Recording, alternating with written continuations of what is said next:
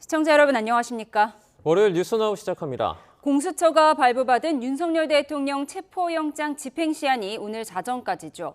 주말과 휴일 내내 체포 찬반 집회가 이어졌는데요. 공수처가 경찰에 영장 재집행을 책임지고 맡아달라고 통보했습니다. 경찰은 법리적으로 문제가 없는지 검토에 나섰습니다. 현장에 취재기자 연결합니다. 임혜진 기자.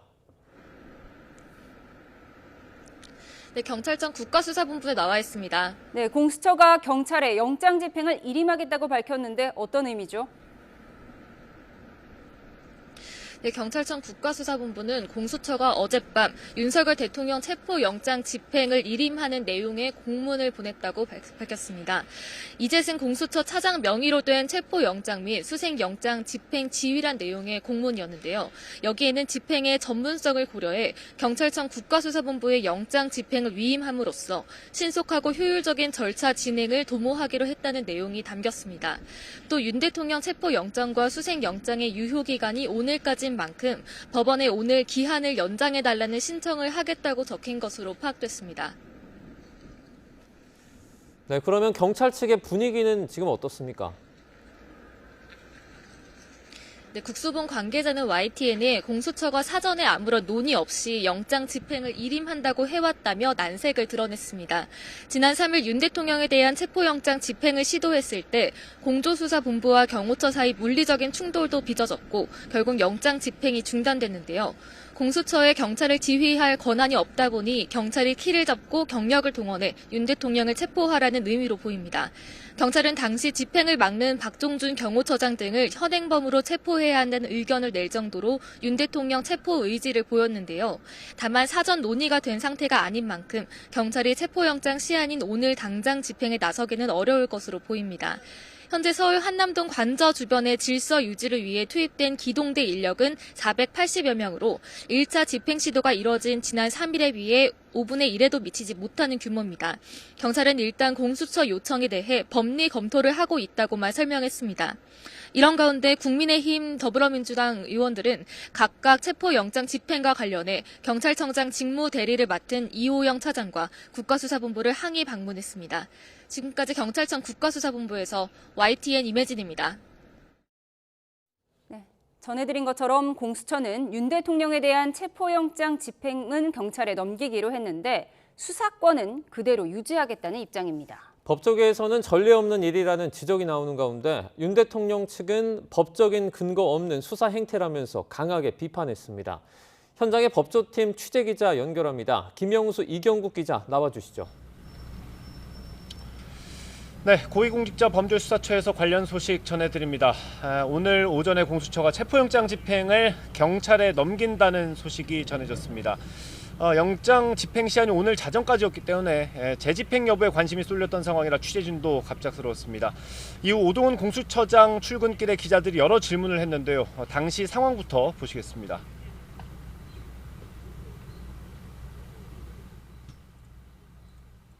청장님, 영장 집행 경찰에 왜 넘긴 겁니까? 사건 사실상 포기하신 거 아닙니까? 1차 시도 부족했던 거 아닙니까? 이럴 거면 검찰에서 왜 가져왔습니까?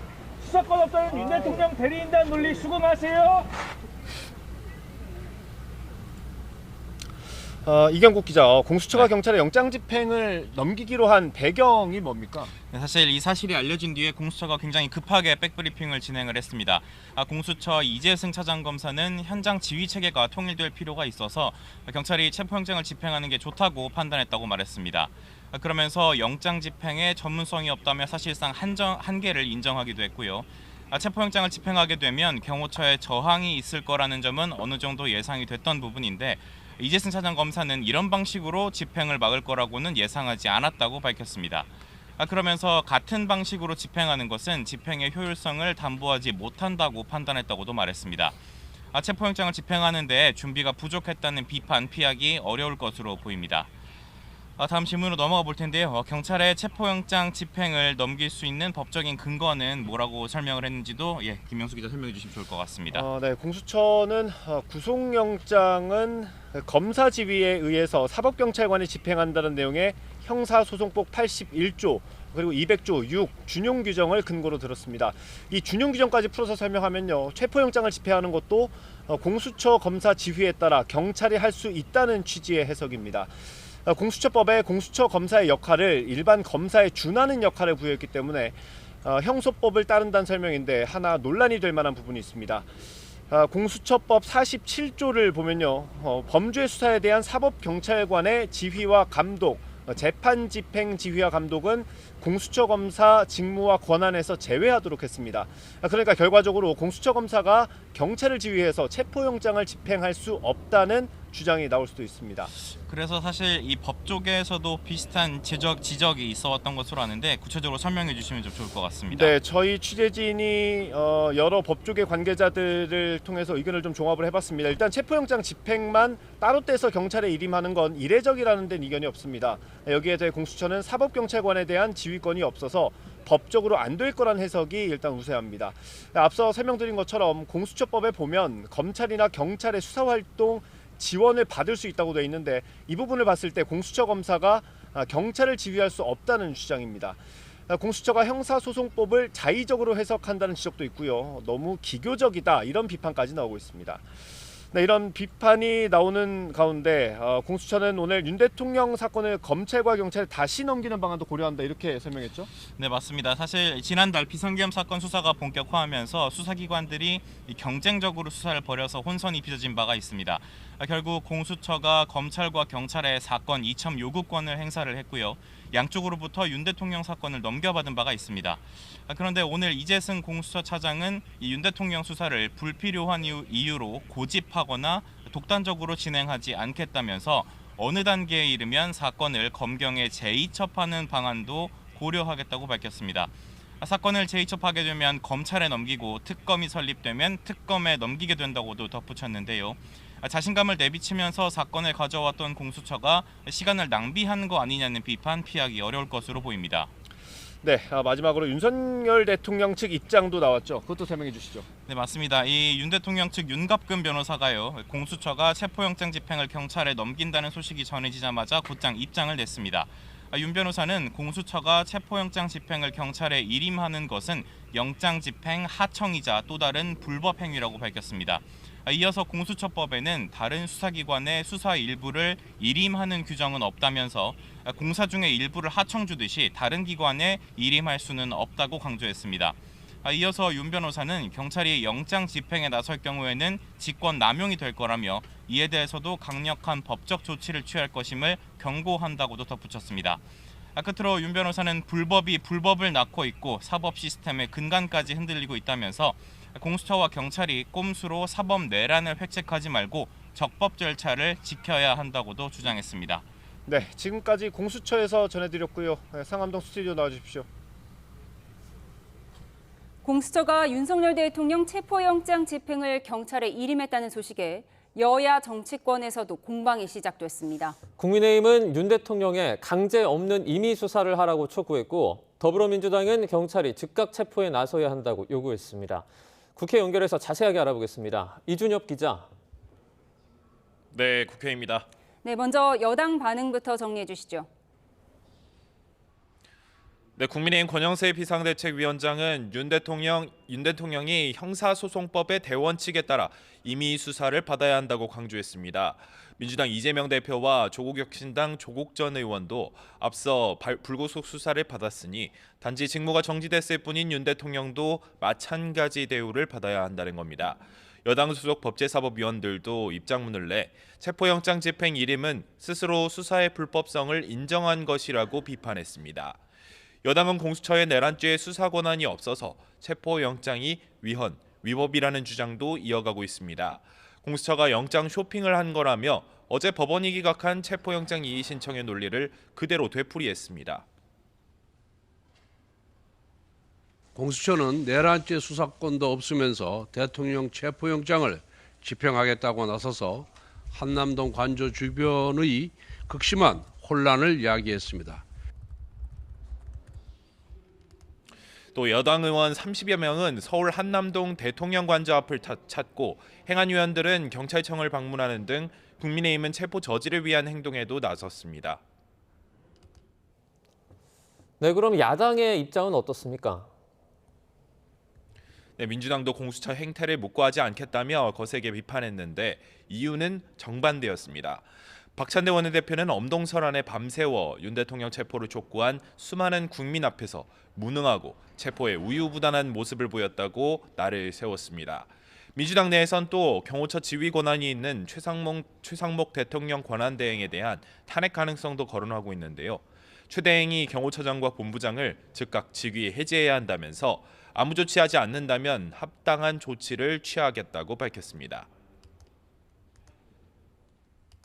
대통령 직무대행이 역시 똑같은 질서 유지 책임을 다하는 게 아니라 질서 파괴 행위를 하고 있는 것 같습니다. 민주당 행안위원들도 경찰청을 방문하는 등 누구라도 법 집행을 피할 수 없다는 원칙을 확고하게 확립하라면서 오늘 당장 영장 집행에 나설 것을 촉구하고 있습니다. 당 차원에서 최 대행은 직무유기와 직권남용으로 관저 앞을 찾아간 여당 의원들은 특수공무집행 방해 등으로 고발할 것을 검토하는 등 법적 대응에도 나섰습니다. 네, 헌법재판에서 내란죄 내용은 그대로 두고 법적 판단은 받지 않겠다고 한 탄핵소추안 변경 논란을 두고 주말과 휴일 내내 논란이 계속됐는데요. 정리가 좀 됐습니까? 네, 여전한 상황입니다. 국민의힘 중진 의원들은 오늘 오후 우원식 국회의장을 찾아가 탄핵소추안을 변경하려면 국회 재의결을 거쳐야 한다고 요구할 예정입니다. 국회 탄핵소추안이 내란죄를 철회한 것이 결국 이재명 대표의 사법 리스크를 피하기 위해 탄핵 심판을 앞당기려는 것 아니냐는 비판인데요. 당 핵심 관계자는 YTN과의 통화에서 내란죄를 빼면 탄핵의 사유가 될 만한 내용이 없다면서 탄핵안이 재표결에 들어가면 통과가 안 될 것이라고 주장했습니다. 탄핵안에 찬성표를 던졌던 안철수, 김재섭 의원 등도 내란죄 철회는 용납할 수 없다거나 국민을 기망하는 처사라고 지적했습니다. 반면 민주당에선 여당 주장과 달리 탄핵안은 형사재판이 아닌 헌법재판 취지에 맞게 조정된 것이라고 조목조목 반박했습니다. 야당 탄핵소추위원은 YTN에 내란 죄가 행위로 바뀐 것일 뿐 행위에 대한 판단은 헌재에서 그대로 이뤄지게 된다고 설명했습니다. 과거 박근혜 전 대통령 탄핵 심판 당시 권성동 원내대표도 했던 일이라며 오히려 당연한 판단이라고 생각한다고 덧붙였습니다. 민주당 핵심 관계자도 박 전 대통령 탄핵 심판 때보다 내란 행위는 부정하기 어려운 상황이라며 헌재에서 논란을 정리할 것이라고 내다봤습니다. 지금까지 국회에서 전해드렸습니다. 헌법재판소가 오늘 오전 8인 체제 구성 이후 처음으로 전체 재판관 회의를 열었습니다. 윤석열 대통령 탄핵 심판과 관련된 쟁점을 정리한 뒤 오는 14일에 예정된 변론 기일을 준비했을 것으로 보이는데요. 현장에 취재기자 나가 있습니다. 권준수 기자. 네, 헌법재판소입니다. 네, 조금 전에 재판관 회의가 있었죠. 네, 현재 8인 체제가 갖춰진 뒤 열린 이 첫 재판관 회의가 오전 10시부터 시작해 1시간가량 진행됐습니다. 전원 재판부는 윤석열 대통령 탄핵 심판과 관련해 제출된 증거와 신청 증인 등 현재까지 쟁점을 공유했을 것으로 보이는데요. 다음 주부터 시작하는 변론 기일을 대비하기 위해서도 의견을 나눴을 것으로 예상합니다. 또 한덕수 국무총리의 탄핵 심판뿐만 아니라 대통령 권한대행 탄핵 관련 국회 의결 정족수를 둘러싼 권한쟁의 심판, 그리고 권한대행의 헌법재판관 임명권에 관한 헌법소원 등 다뤄야 할 사안이 많습니다. 지난해 말 윤 대통령에 대한 국회의 탄핵소추 의결을 취소해달라며 제기된 헌법소원 효력정지 가처분 신청은 받아들여지지 않았는데요. 적법한 청구 요건을 갖추지 못해서 본안 심리 없이 재판이 끝났습니다. 재판부는 제3자에 대해 어떠한 법률 관계의 변동이나 이익의 침해가 생기는 것이라고 보기 어렵다고 판단했습니다. 네, 윤 대통령 측은 변론 기일이 한 번에 잡힌 것에 대해서도 불만이 큰 상황이죠. 그렇습니다. 지난주 금요일 2차 변론 준비 기일이 끝난 뒤 현재는 윤 대통령 탄핵 심판 변론 기일을 오는 14일부터 시작해서 5차 변론 기일까지 한 번에 잡았습니다. 연휴를 제외하곤 다음 달 4일까지 주 2회 꼴인데요. 이에 대해 윤 대통령 측은 헌재가 변호인단과 논의 없이 날짜를 일괄 지정해서 일방적으로 통지했다고 반발하고 있습니다. 이에 따라 변론기일 변경 신청서를 내는 방안을 검토 중입니다. 또 변론기일이 진행되는 동안 윤 대통령이 직접 출석해 의견을 밝히는 일정도 있을 거라고 설명했습니다. 지금까지 헌법재판소에서 YTN 권준수입니다. 네, 방금 들어온 소식 전해드리겠습니다. 민주당 행정안전위원들이 국가수사본부를 면담한 뒤 브리핑이 있었는데요. 국가수사본부가 공수처의 공문에는 법적 결함이 있다는 입장을 밝혔다고 전해왔습니다. 그러니까 오늘 오전에 전해드린 영장 집행을 하라는 공수처의 지휘를 국수본은 따르기 어렵다고 밝혔다는 내용입니다. 형사소송법 등에 따라서 집행에 결함이 있다는 입장을 전해왔고요. 공조본에서 집행하거나 경찰로 사건 자체를 다시 넘겨야 한다는 입장입니다. 국가수사본부는 오늘 영장 집행이 현실적으로 어렵다는 입장도 함께 밝혀왔습니다. 이와 관련한 속보 더 들어오는 대로 전해드리도록 하겠습니다. 네, 출연 이어가겠습니다. 각이 살아있는 정치평론 오늘 두 분과 함께합니다. 윤희석 전 국민의힘 대변인, 서용주 전 더불어민주당 상근 부대변인 모셨습니다. 어서 오세요. 네, 앞서 전해드린 대로 체포영장 재집행 여부를 두고 고심을 이어가던 공수처가 영장 집행 업무를 경찰에 다시 넘기겠다고 밝혔습니다. 사실상 오늘 집행하는 것은 어려워 보입니다. 공수처의 오늘 결정 어떻게 보셨습니까? 일단 물리적으로도 어려운 상황이고 또 법적 측면에서도 공수처가 영장 청구한 것부터 문제가 많다 이런 지적을 피하기 어려웠었던 상황. 그러니까 처음부터 단추가 잘못 끼워진 게 아니냐라는 지적을 면치 못할 것입니다. 특히 오늘은 영장 집행 마지막 날인데 많은 국회의원들이 현직 국회의원들이 그 앞에 있지 않았습니까? 예. 공수처도 그 이유를 들긴 했는데요. 이런 상황에서 물리적으로 밀어붙인다는 것 자체가 대단히 무리하다는 것을 공수처도 알고 있는 것이고 또 계속 지적되고 있는 아까 말씀드렸던 그 법적인 측면, 공수처가 과연 수사권도 없고 대통령에 대한 기소권도 없는데 영장 청구한 게 맞느냐 그런 과정 그리고 경찰을 지휘해서 영장 집행에 나설 수 있느냐 이런 지적에서 더 이상 공수처가 버티기 어려웠다 그런 상황으로 저는 판단합니다. 네. 윤 대통령 측은 줄곧 공수처는 내란죄에 대한 수사 권한이 없기 때문에 영장 집행 권한도 없다고 주장을 했습니다. 그럼 경찰이 영장을 집행하게 되면 윤 대통령 측 반응은 어떻게 될 거라고 예상하세요? 저는 주장이라면 경찰은 내란죄에 대한 법률적인 수사 권한이 있기 때문에 더 이상 이제 토를 달면 안 되겠죠. 이제 토를 달게 되면 이게 사실상 체포영장이라는 게 공조본입니다. 공수처에서 받은 게 아니라 공수처와 경찰과 국방부, 공조본, 수사본부가 하기 때문에 일반인이라면 이 체포영장에 대해서 누가 하더라도 상관이 없어요.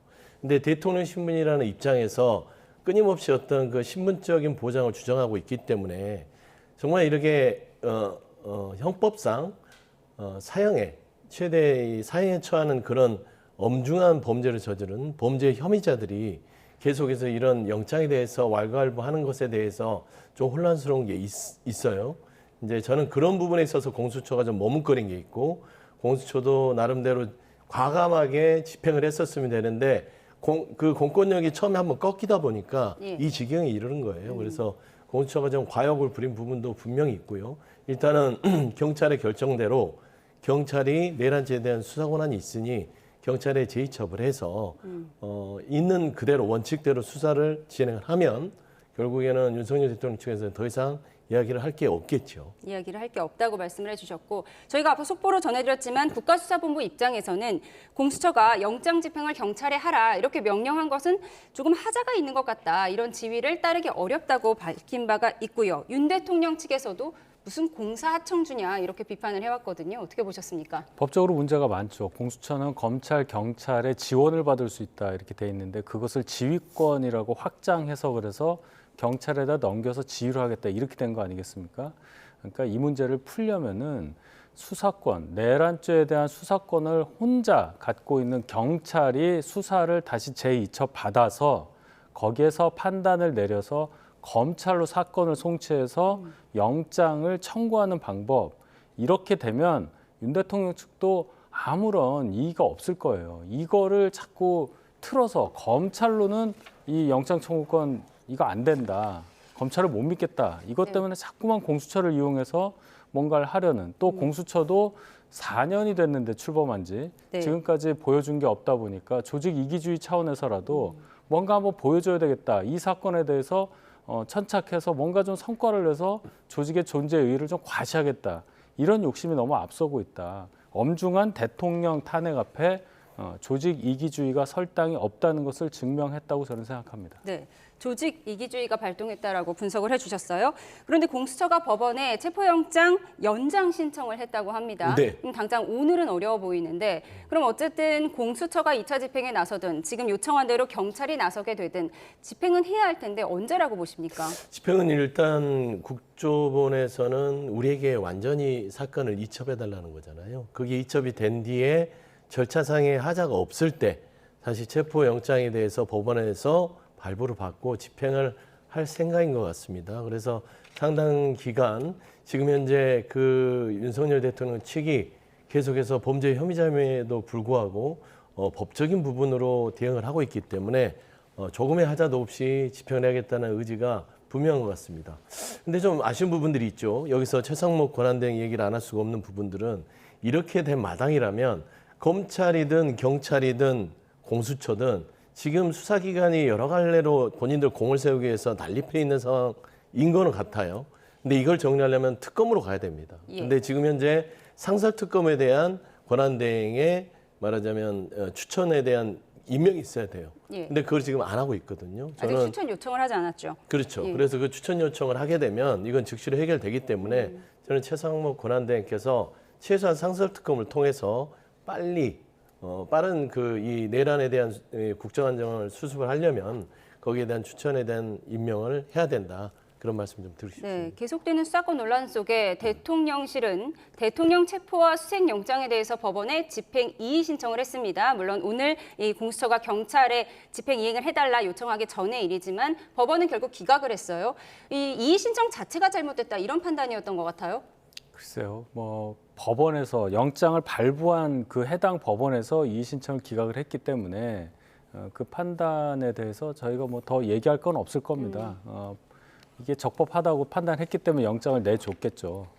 결론은 시작부터 공수처에서 영장 청구한 것부터가 잘못됐다는 지적이 아마 논리적으로는 맞다고 저는 생각을 해요. 거기서부터 잘못됐다는 것. 그런데 이제 법원 입장에서는 영장 청구가 들어왔으니까 발부를 했다고 보는데 그 차원에서 윤 대통령 측에서 문제를 제기하는 방법으로 이의 신청을 한 걸로 보이고 계속 지적하지만 그 영장 내용 중에 형소법 2조항을 110조와 111조 적용 배제하는 그 부분 입법권을 침해했다, 이런 지적을 받지 않습니까? 왜 하필이면 한 번도 보지 못한 그런 구절이 이번에 윤 대통령 탄핵 관련한 내란죄 관련한 체포영장에 나왔는지, 이러한 어떤 절차적 하자의 빌미를 만들어준 게 아니냐, 이런 지적을 면치 못할 겁니다. 네.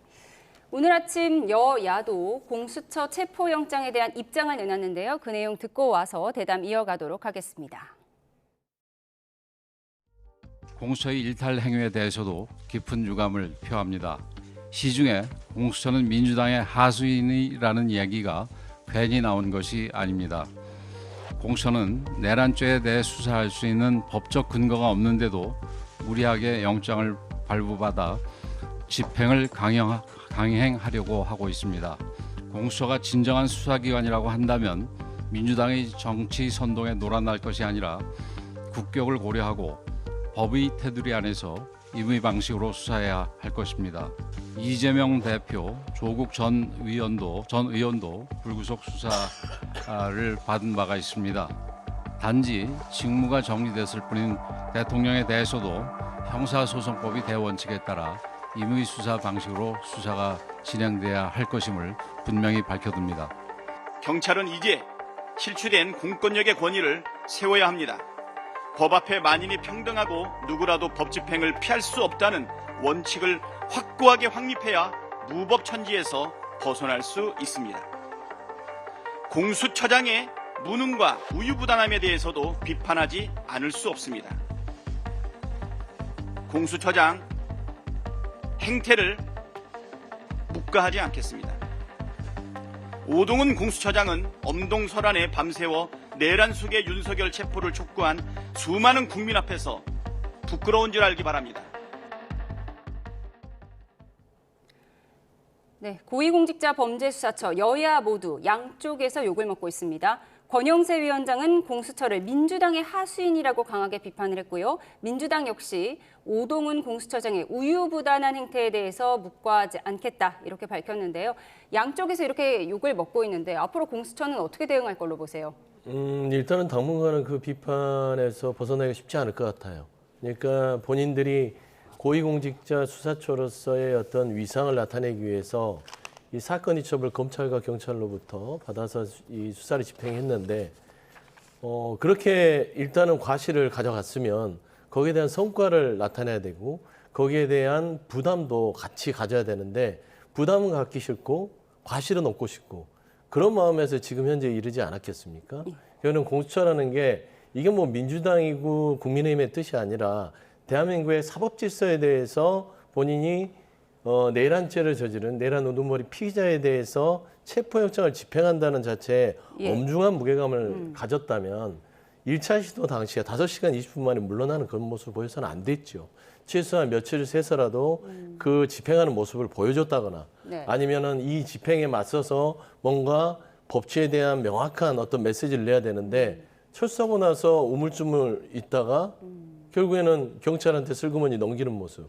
이게 과연 고위공직자 범죄수사처의 모습으로 낙인 찍힌다면 저는 이 공수처에 대한 존립 자체도 스스로 재평가를 받을 수 있지 않을까의 지경까지 갈 것 같습니다. 네. 이번 사건 이전에 5번 영장 청구했다가 모두 기각을 당했던 공수처 역량 논란이 늘 있어 왔는데 지금은 영장 집행만 경찰에 넘기고 수사는 계속 하겠다고 밝혔거든요. 제가 아까 말씀드린 그 조직 이기주의가 계속 발동하고 있다고 봐야 됩니다. 국민이 뭘 믿고 공수처에게 수사를 계속 맡긴다고 생각하는 겁니까? 영장 집행도 못하고 있는 거고 영장 집행을 집행하기 위해서 경찰을 지휘할 권한도 사실 법적으로 완벽하게 보장되는 게 아닙니다. 근데 공수처가 수사를 틀어쥐고 이 수사 같이 하는 이 공조본, 이 같이 이 수사하면서 이 주도권을 갖고 있잖아요. 이 상황에서 빨리 공수처가 본인들의 그 역량 부족을 자인을 빨리 하고 제대로 경찰의 사건을 재이첩하고 경찰에 의한 영장 청구 과정, 그래서 검찰을 통해서 영장 청구하는 거예요. 이 과정을 밟지 않으면 계속 이런 물리적인 국가기관 간의 대치가 계속될 수밖에 없다. 공수처가 이 지점을 잘 판단해야 할 걸로 보입니다. 예. 네, 조금 전 들어온 속보를 먼저 전해드리고 대담 이어가겠습니다. 지금 현재 경찰청장은 구속된 상태죠. 공석인데요. 경찰청장 직무대행이 밝힌 내용을 속보로 전해드립니다. 경호 인력을 협조해달라라는 이 부탁에 대해서 거절한 것은 적법 절차에 의한 것이었다라는 내용이었고요. 항명이 아니고 절차대로 하라는 서울청과 협의한 내용이었다고 입장을 밝혀왔습니다. 다시 한번 전해드립니다. 경찰청장 직무대행이 밝힌 내용입니다. 오늘 기자간담회가 있었는데요. 체포영장 집행 시도 당시 경호처의 인력 지원 요청에 응하지 않은 건 항명이다, 이런 일부 주장이 있었지만 이에 대해서 경찰은 항명이라고 생각하지 않는다. 적법 절차대로 하라고 서울청과 협의했고 그 기조대로 갔다는 입장을 밝혀왔습니다. 체포영장 집행 당시에 경호처 등의 협조 요청을 거절했지만 이는 항명이 아니라는 경찰의 입장이 나왔다는 속보를 전해드립니다. 경찰은 집회 참가자의 폭력 등 불법 행위에 엄정 대응할 것이고 최상목 대행에게 치안 행정 전반에 대한 업무를 보고했다고 밝혔습니다. 이와 관련해서 자세한 소식은 들어오는 대로 추가로 전해드리도록 하겠습니다. 네, 대담 이어가도록 하겠습니다.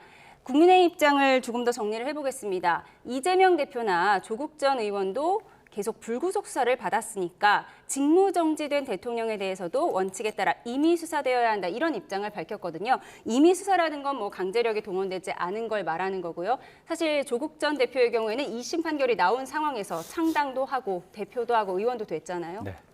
법원에서 뭐 법정 구속도 안 했습니다. 그때. 지금은 이제 3심이 났으니까 구속이 돼서 집행을 받는 이제 입장인데 윤 대통령이 수사를 안 받겠다는 게 아니잖아요. 이걸 강제적으로 영장 집행하려고 들어오고 이런 식으로 나오는 과정에서 적법하지 않으니까 여기에 대해서 저항을 하는 것이고 수사 받겠다는 의지를 처음부터 얘기를 했습니다. 그리고 직무는 정지됐지만 현직 대통령입니다. 현직 대통령이 수사기관에 의해서 체포되는 과정이 국민께 보여진다. 그리고 그것을 외신에서 다 보도를 해서 많은 외국 사람들도 본다. 예. 이랬을 때 우리나라가 가질 수 있는 이 국격 손상이라든지 이런 유무형의 이 손해에 대해서도 생각을 해봐야 됩니다. 예. 그래서 이렇게 자꾸만 밀어붙이는 식으로 수사기관에서 경쟁하듯이 대통령에 대해서 인신구속을 언급하면서 영장을 청구하고 발부받고 물리력으로 이렇게 밀어붙이는 상황에 대해서 문제의식을 갖고자 하는 그런 내용의 발언이라고 저는 생각합니다. 예, 국격을 생각해서 임의 수사하는 것이 좋겠다라는 말씀을 주셨습니다. 뭐 연관된 내용일 텐데 오늘 한 보도를 보면요. 당 지도부가 수사 주체를 공수처에서 경찰로 바꾸는 조건으로 또 윤 대통령이 삼청동 안과 같은 제3의 장소에서 조사를 받는 방안을 용산에 제안할 계획이다. 이런 보도가 나왔습니다. 만약에 윤 대통령이 제3의 장소에서 조용히 조사를 받는다면 민주당은 어떻게 반응할 거세요? 무슨 안가라는 얘기가 나온 걸 보고 무슨 한가한 소리를 하나 싶어요. 윤석열 대통령이나 김건희 여사나 저분들이 대통령이지 왕과 왕비는 아니잖아요. 무슨 지금 본인들이 이재명 대표와 조국 전 대표의 수사와 비교할 것도 아니죠. 내란죄라는 건요. 대한민국의 민주주의 근간을 흔들어버린 겁니다. 그러니까 이게 실질적인 살인은 아니더라도 대한민국이라는 법인격체, 헌법에 얹어져서 이 대한민국을 지탱하는 이 나라의 근간을 살해하려는 시도를 한 거예요. 이게 바로 내란죄입니다. 그렇기 때문에 내란죄는 헌법에도 대통령의 형사소추에서 제외를 시켜놨어요.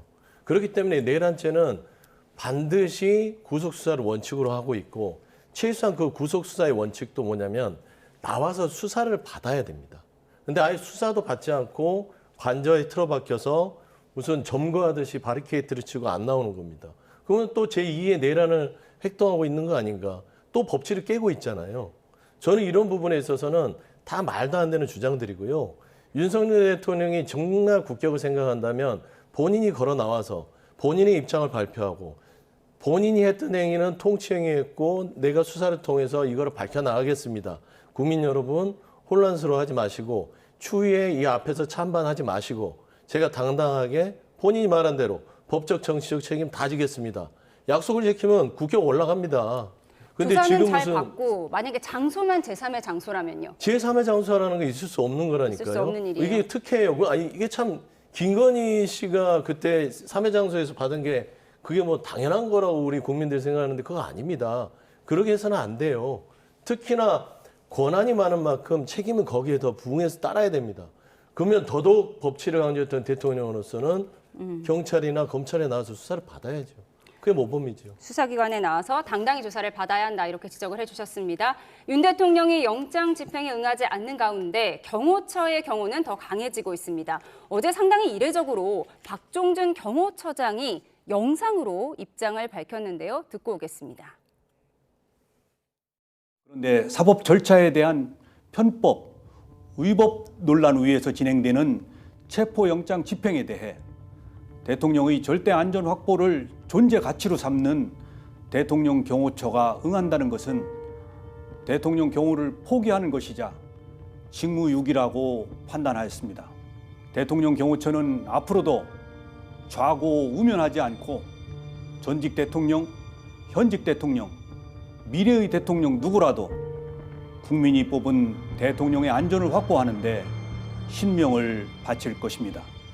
진상조사단에 들어온 제보에 의하면 당시 박종준 경호처장으로부터 몸싸움에서 밀릴 경우 공포탄을 쏘고 안 되면 실탄도 발포하라라는 명령이 하달되었다는 것입니다.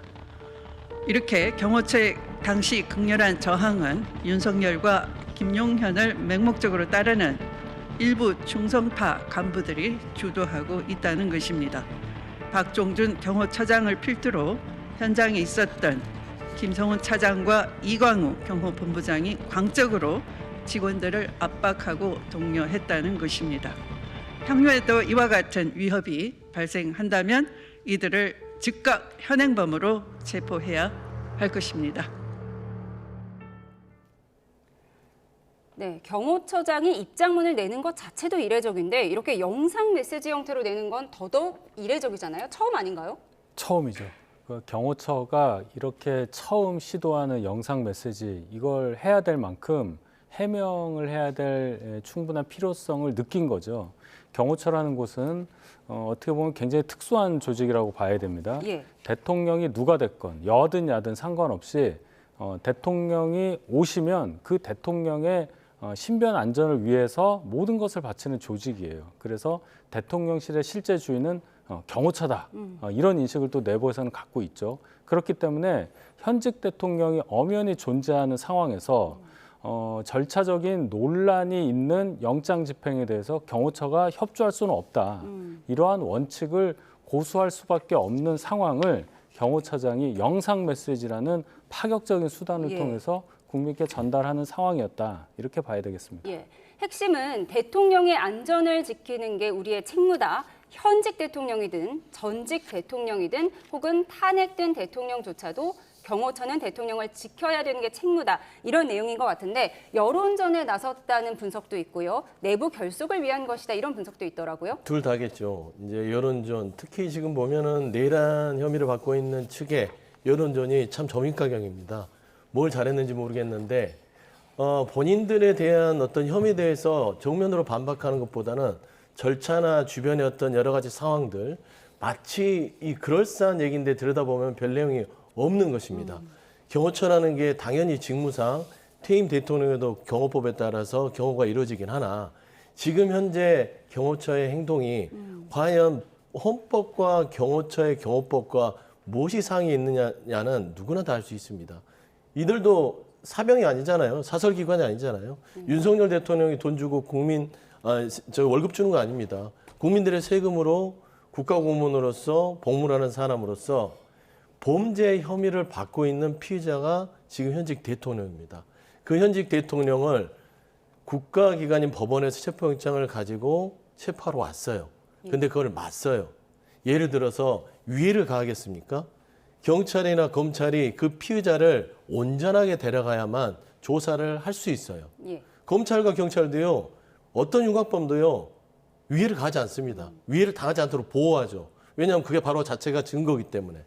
그러니까 본인들보다 더 안전하게 신변을 보호할 수 있는 조직의 형사 절차에 따라 넘겨주면 되는데 말도 안 되는 얘기로 마치 국가기관의 체포영장이 우리 대통령을 위해하려고 하고 뭔가 헤아려야 한다.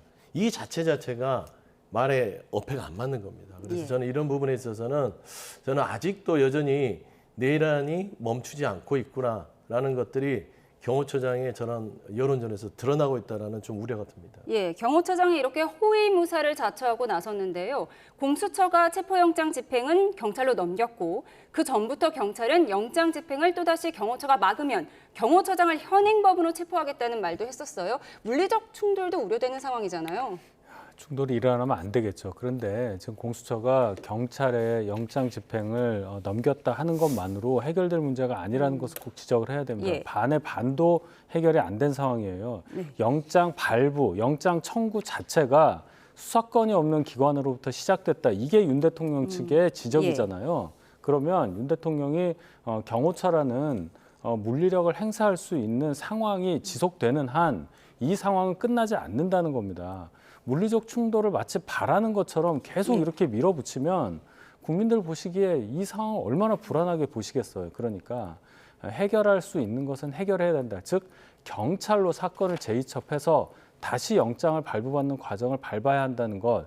이것이 최선책이 아닐까 저는 개인적으로 그렇게 봅니다. 예, 저희가 앞서 추미애 의원의 인터뷰도 들어봤는데요. 경호법상 대통령 경호실이 개인 총기를 지참하고 있는 상황에서 민주당의 주장입니다. 체포영장 집행 당시 박종준 경호처장이 실탄 발포를 명령했다는 제보를 받았다는 주장입니다. 경호처는 사실이 아니라고 반박하고 있는데요. 서영재 대변인 어떻게 보셨습니까? 일단 조사를 해봐야 될 것 같아요. 뭐 저런 발언을 설마 했을까라는 의심은 들죠.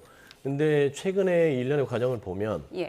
김민석 의원이 비상계엄이 있을 거다라고 했을 때 저조차도 무슨 소리냐 이런 평온한 시국에 비상계엄이냐라고 했는데 당시 제보 들으신 건 없으세요? 없었습니다. 네. 그러니까 제보를 그쪽에서 들었겠죠. 그래서 저는 아니다 싶었는데 심지어 김용현 국방부 장관이 상임위에서 안 합니다라고 해놓고 비상계엄을 해버렸어요. 예. 그다음에 최근에 김어준 씨가 나와서 무슨 어떤 특정 정치인에 대한 체포, 구금, 암살 부분들의 얘기가 있었다. 저도 설마 이게 설익은 제보니까 이건 사실이 아니겠지. 근데 노상원 씨라는 그 안산에서 그 점집을 했던 전 장군 그 수첩에 그런 내용들이 나오기 시작합니다.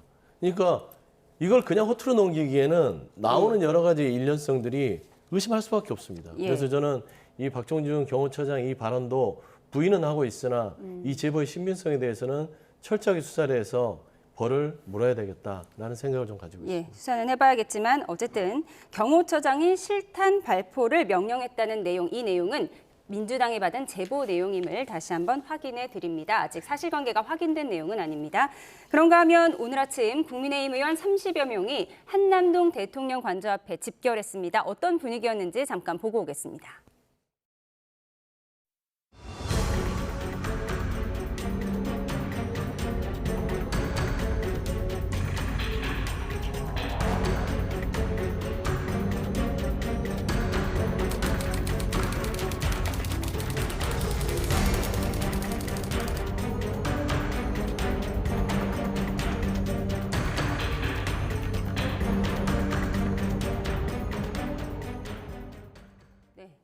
친윤계 의원 30여 명 정도가 관저 앞으로 모였습니다. 김기현 의원이 사실 인터뷰를 했는데 워낙 집회 시위 소리가 시끄럽다 보니까 소리가 들어가지가 않았어요. 그래서 저희가 전해드릴 수가 없었는데 저희가 자막으로만 보여드렸습니다. 지도부는 개인 행동의 차원이다 이렇게 얘기를 하고 있더라고요. 거리 두기에 나서는 건가요? 거리두기라기보다는 일단 이런 탄핵과 관련한 또 내란죄 기소 관련한 상황에서는 당의 구성원들의 의견에 이 폭이 넓을 수밖에 없습니다. 또 지역구 국회의원은 지역 구민의 그러한 어떤 의사에 많이 좌지우지되기도 하죠. 장외에서 활동하는 것, 제도권 안에서 활동해야 함에도 불구하고 국회의원들이 장외로 나갈 수밖에 없는 상황이 주로 야권에서 많이 발생을 합니다.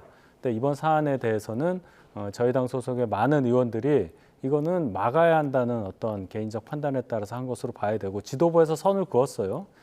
개인적인 판단에 의한 거다. 그 얘기는 지도부 차원에서는 적어도 당을 대표하는 지도부에서는 제도권이 아닌 장외의 정치 활동에 대해서는 부정적으로 본다. 이것을 선언한 것으로 봐야 하겠고 오늘 가신 분들 중에 지도부에 속한 분은 없는 것으로 알고 있습니다. 그런 차원으로 해석을 해야 되지 않을까 이렇게 봅니다. 예. 방금 들어온 속보가 있어서 먼저 전해드리고 대담 이어가겠습니다. 합동참모본부가 밝힌 내용인데요. 북한이 동해상으로 미상의 탄도미사일을 발사했다는 속보가 들어왔습니다. 아직 미사일 재원이나 비행 거리 등은 파악되지 않고 있습니다. 다시 한번 전해드립니다. 북한이 동해상으로 미상의 탄도미사일을 발사했다는 속보가 들어왔는데요. 아직 미사일 재원이나 비행 거리 등은 파악되지 않고 있는 상황입니다. 이 소식은 추가 소식 들어오는 대로 다시 한번 전해드리도록 하겠습니다. 네, 대답 이어가도록 하겠습니다. 네, 앞서 대통령 관저 앞에 모인 여당 의원들의 모습 그래픽으로 한 번만 더 보여주시면 좋을 것 같습니다. 눈에 띄는 의원이 있었는데요. 장동혁 의원이 있었습니다. 대표적인 친한계 의원이었다가 한동훈 전 대표와 결별을 한 상황인데 어떻게 보셨습니까? 집회에 지금 친윤계 의원들이 주로 참여한 집회였잖아요. 장동혁 의원에 대해서는 이제 여러 해석이 나오죠. 그래서 오늘도 장동혁 의원이 저 집회에 참여한 것만으로도 많은 분들이 굉장히 의아하게 생각하고 또 관심을 많이 가져주시는데 뭐 개인적 판단 영역에 대해서 평가하는 것이 뭐 적절하냐 이런 의문도 들지만 어쨌든 장동혁 의원은 본인의 정책 노선을 확실히 정한 걸로 봐야 되겠죠. 이제 정말로 한동훈 전 대표와는 결별한 건가요? 지금 이 상황이 한동훈 전 대표와 어떻게 연결되느냐 하는 것은 국민들께서 많이 판단하실 거고 그렇다고 해서 한동훈 전 대표가 이렇게 불법에 가깝게 진행되고 있는 영장 청구라든지 영장 집행 과정에 대해서 찬성한다 이건 절대 아닙니다. 그런데 이것을 관철하는 의사를 관찰하는 표현 방식이 장외에서 하는 것이 맞느냐 이런 여부에 대해서 지적이 있을 텐데 장동훈 의원은 어쨌든 그것과는 궤를 좀 달리한 행보를 좀 보이고 있다. 예. 이 정도로 저는 해석합니다. 한동훈 전 대표도 이 장면 보고 있을 텐데 어떤 생각을 할지 좀 궁금하기도 합니다.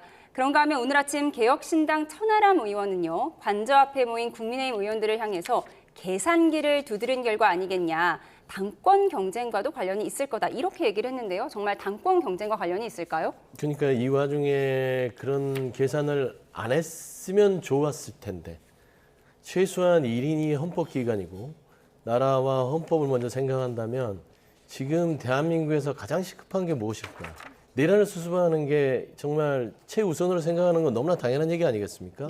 그런데 나라가 어떻게 되든 말든 위헌적인 어떤 내란 우두머리 피해자가 저 안에서 숨어 있는 거를 방어하고 그 방어 와중에 내가 얻을 수 있는 정치적 이득은 무엇인가? 라고 하는 게 벌어지는 게 지금 국민의힘의 모습입니다. 예. 그러니까 이 국민의힘이 향후에 어떻게 이 보수를 재건하려고 하는지에 대해서도 저는 그냥 여의도에 있는 하나의 이 정치 그룹에서 의문이 생겨요. 저런 식으로 가면은요, 그냥 영원히 제가 봐서는 자유통일당 수준밖에 안 돼요. 대한민국에서 본인들이 얻을 수 있는 영역은 광화문의 동아면세점 앞에 있는 그 정도의 영역에서의 정치 활동만 할 수 있을 수준으로 떨어질 수 있다.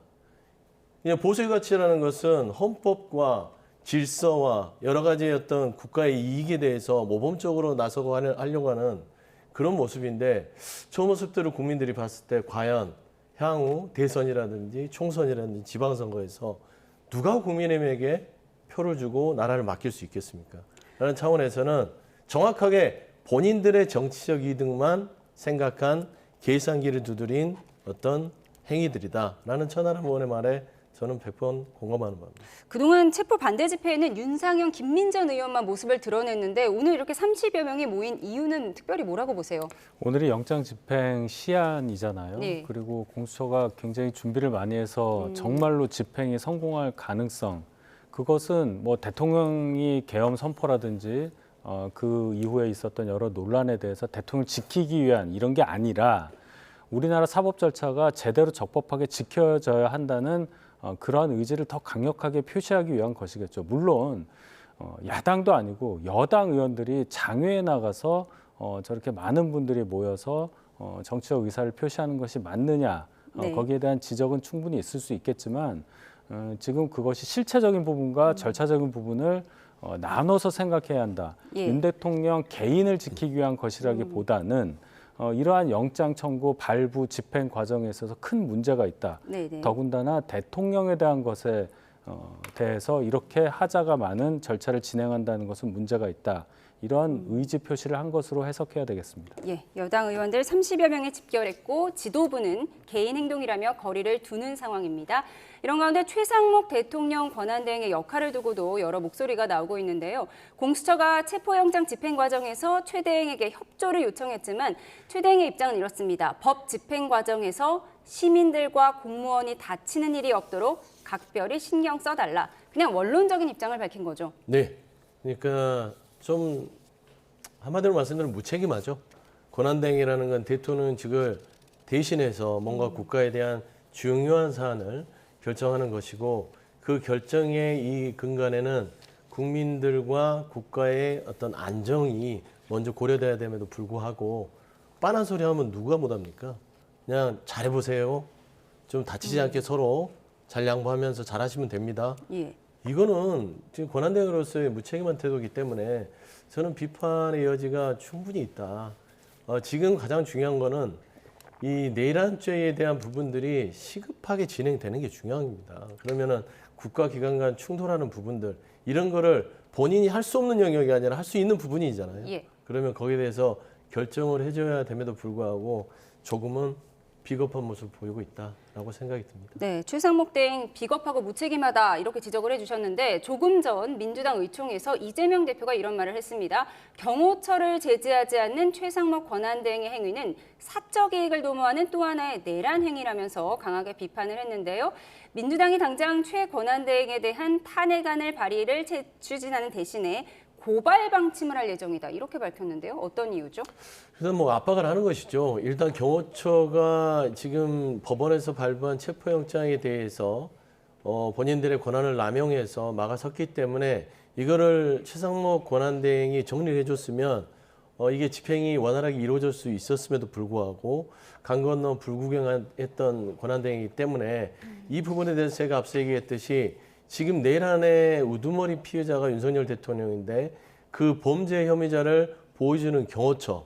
그러면 결국에는 내란이 아직 완전히 마무리된 게 아닙니다. 그러면 내란이 진행형이라고 봤을 때는 경호처 자체, 경호처를 방관하고 거기에 대해 제지하지 않는 최상목 권한대행도 뭔가 그 내란에 당시 같이 국무에 있었던 사람으로서 내란 행위에 대해서 뭔가 사적 이득을 취하기 위한 좀 소극적인 대응을 하는 게 아닌가 그런 차원에서 압박용인 고발을 진행하는 것 같습니다. 그러니까 민주당이 탄핵은 안 하고 고발까지만 하겠다. 이건 뭐 역풍을 우려한 결과인가요? 역풍이 아니라 지금 상황 자체가 한덕수 총리 자체도 한번 탄핵을 했는데 다시 최상목 경제부총리까지 지금 권한대행에 대응을 하고 있는 상황에서 탄핵이 된다면 상당히 국가적으로 혼란이 초래되겠죠. 국정 안정을 위한 대의적인 차원인가요? 대의적인 차원이고 이제 최대한 뭐 임계치를 높여놨을 거라고 봅니다. 예.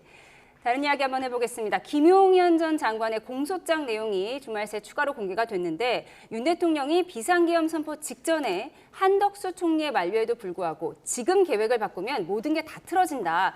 그래서 대국민 담화문 발표로 이어졌다. 이런 내용이 들어있습니다. 그런데 공소장에 윤 대통령의 이름이 141회 등장했다고 합니다. 그러니까 피고인인 김용현 전 장관보다 이름이 더 많이 거론됐다고 하는데요. 이 부분은 어떻게 해석할까요? 결국은 김용현 장관이 기소된 것도 윤 대통령의 결정에 따라서 그것을 주된 어떤 임무 수행하는 과정에서 나온 상황 때문에 된 거니까 결국 윤 대통령을 중심으로 해서 공소장이 작성됐다고 봐야죠. 지금 이 상황에서 중요한 것은 윤 대통령이 그러면 왜 계엄을 발동했느냐는 이유가 상당히 상세하게 적시돼 있어요. 이게 나라냐라는 이제 얘기를 하셨다는 건데 그동안 계엄 직전까지 이어져 왔던 민주당의 이 과격한 정치 행태가 국가 운영이 거의 불가능한 상황으로까지 몰고 왔다는 점이 절절하게 나와 있단 말이죠. 탄핵을 뭐 이재명 대표 수사했던 검사에게까지 계속 했었고 감사원장까지 탄핵을 하고 서울중앙지검장까지 탄핵을 하고 또 명태균 씨 관련 의혹 물론 국민적 의혹이 커진 상태이긴 하지만 그것을 가지고 여러 정치적인 의혹을 더 부풀리는 민주당의 행태 여기에 대해서 그럼 과연 소수 여당을 같이 정치적 파트너로 가져가야 하는 대통령 입장에서는 임기 끝날 때까지 이 상황이 이어져야 하는 대통령으로서는 어떻게 대응을 했어야 하느냐 이런 차원의 문제까지 가는 거예요. 그럼 과연 그 부분에 있어서 해결책이 그럼 비상계엄만 있었느냐 여기서부터는 이제 또 판단이 있어야 되겠지만 그런 비상계엄에 대한 판단은 대통령에게 오롯이 있는 것이고 거기에 대해서 법적으로 제재할 수 있느냐 없느냐에 대해서는 이제 헌재 심판 과정이 있겠지만 통치행위론이 또 나올 수밖에 없는 겁니다. 과연 대통령이 판단할 수 있는 정치적 영역에까지 법적 잣대를 들이댈 수 있느냐 이 부분은 헌법재판소의 심판 과정과 결과를 지켜봐야 한다 이렇게 생각합니다. 공수처와 검찰, 경찰 이렇게 수사기관의 수사 사항을 좀 짚어봤는데요. 헌법재판소로 또 가보도록 하겠습니다. 국회의 탄핵소추단이 대통령의 탄핵소추 사유 중에서 형법상 내란죄를 철회하기로 결정하면서 여당의 반발이 이어지고 있습니다. 오늘 아침 여야 입장 듣고 오시죠. 예를 들면 지금 탄핵 찬성 집회에 나가신 국민들의 피켓을 보면 내란 속의 윤석열 탄핵이거든요. 들이 이제 내란 속의 윤석열이라는 말 듣기가 민망해졌죠. 3분의 2의 국민이 탄핵 찬성하는 입장에서 민주당이 더 이상 윤석열 대통령은 내란죄의 수괴가 아닙니다라는 얘기를 공식적으로 해버린 셈이거든요. 내란죄의 수괴가 아닙니다라는 얘기를 공식적으로 해버린 셈이거든요. 대통령을 탄핵해야 될 명분을 민주당 스스로가 굉장히 축소시키고 있다. 그러니까 뭐 이재명 대표 계속 2심, 3심 얘기 계속 나오고 있는 상황이고 어떻게든 속도전으로 대통령만 끌어내면 이재명 대표가 대통령 될 수 있다라는 초조함에서 이런 일들이 벌어지는 건데 근데 사실은 제가 이런 얘기하기 좀 그렇지만은 이 탄핵 심판 청구서에 투머치 내용을 넣은 거예요. 아니 그러니까 내란죄 성립 여부라고 하는 거는 야당 의원들의 법적 평가인 건데 그거를 헌법재판소에 보내는 탄핵소추 의결서에 이제 쓴 게 굳이 안 써도 되는 불필요한 내용을 넣은 거죠. 이분들은 탄핵을 지금 반대하고 있는 입장인데 그러면 빼겠다고 하면 고마워해야 되는 게 아니에요? 그래요? 이게 논리적으로 모순되는 거잖아요. 내란죄를 빼겠다고 기각 가능성이 하면은 있으니까 예전보다. 그럼 핵심인데 이거를 빼겠다고 하면은 그러면 그분들 논리에 따르면 탄핵이 기각되는 건데 그러면 땡큐 고맙다고 해야죠. 근데 왜 이렇게 난리를 칩니까? 이 내용 주말과 휴일 내내 논란이었는데 사실 시청자 여러분들은 헷갈리실 수도 있고 너무 어려울 것 같습니다. 쉽게 말해서 내란죄 사실은 그대로 두고 형법적인 판단은 받지 않겠다. 이런 게 민주당의 주장이잖아요. 그렇습니다. 한번 정리해 주시죠. 일단은 뭐 그냥 쉽게 정리를 하면 내란이 빠진 게 아니라 행위와 죄가 바뀐 거죠. 처음에 애초에 탄핵소추 의결서에는 내란 죄로 돼 있었고요.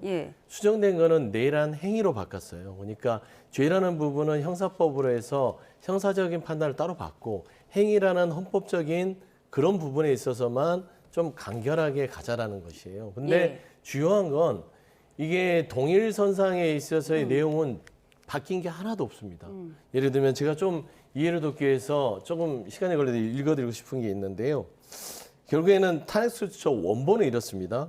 윤석열이 위헌 계엄선포 포고령, 군과 경찰로 해서는 안 되는 국회 등을 침탈해서 내란죄를 저질렀다. 그게 헌법과 법률 위반이므로 파면해야 한다. 이게 원본이에요.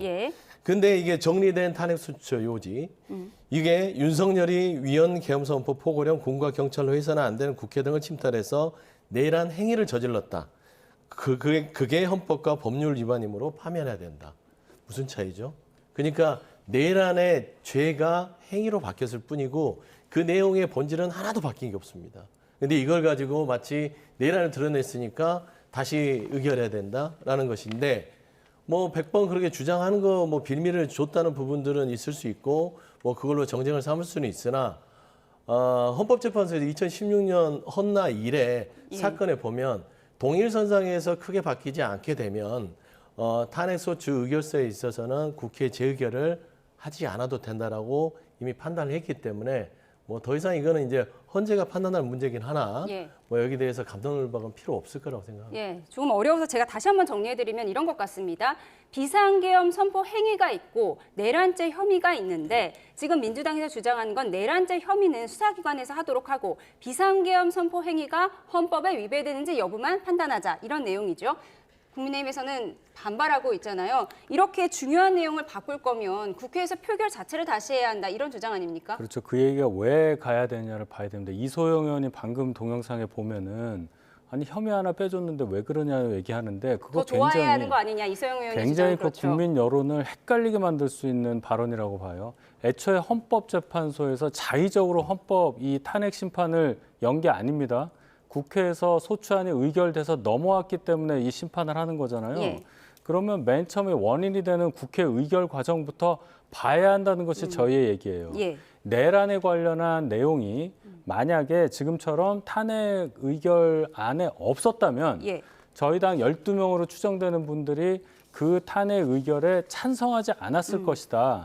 이런 상상을 충분히 할 수 있잖아요. 결과가 바뀌었을 거라고 생각하세요? 그렇죠. 특히나 찬성을 했다고 스스로 밝힌 김상우 의원도 이 부분은 판단이 달라질 수 있다는 얘기를 하고 있어요. 저희 당에서 5분만 판단을 바꿔도 탄핵 소추안은 통과되지 않았을 것이고 헌재에서 이런 일을 할 리가 없는 거잖아요. 원인부터 처음부터 제대로 바로잡고 해야 되는 엄정한 대통령 탄핵 심판입니다. 게다가 이 탄핵 심판은요. 3심제가 아니에요. 다른 재판처럼. 이재명 대표 1심에서 어마어마한 형이 나왔잖아요. 2번째, 3번째 다툴 수 있어요. 대통령은 다툴 방법이 없습니다. 한 번으로 끝나요. 그렇기 때문에 어떠한 작은 절차적 흥결도 있어서는 안 된다. 그런 차원에서라도 민주당이 이번에 헌법재판소에 가서 내란죄 관련 부분을 철회하겠다 한 것은 대단히 잘못된 일이다. 그리고 또 거기에 헌법재판소가 권고한 것처럼 지금 비춰지고 있잖아요.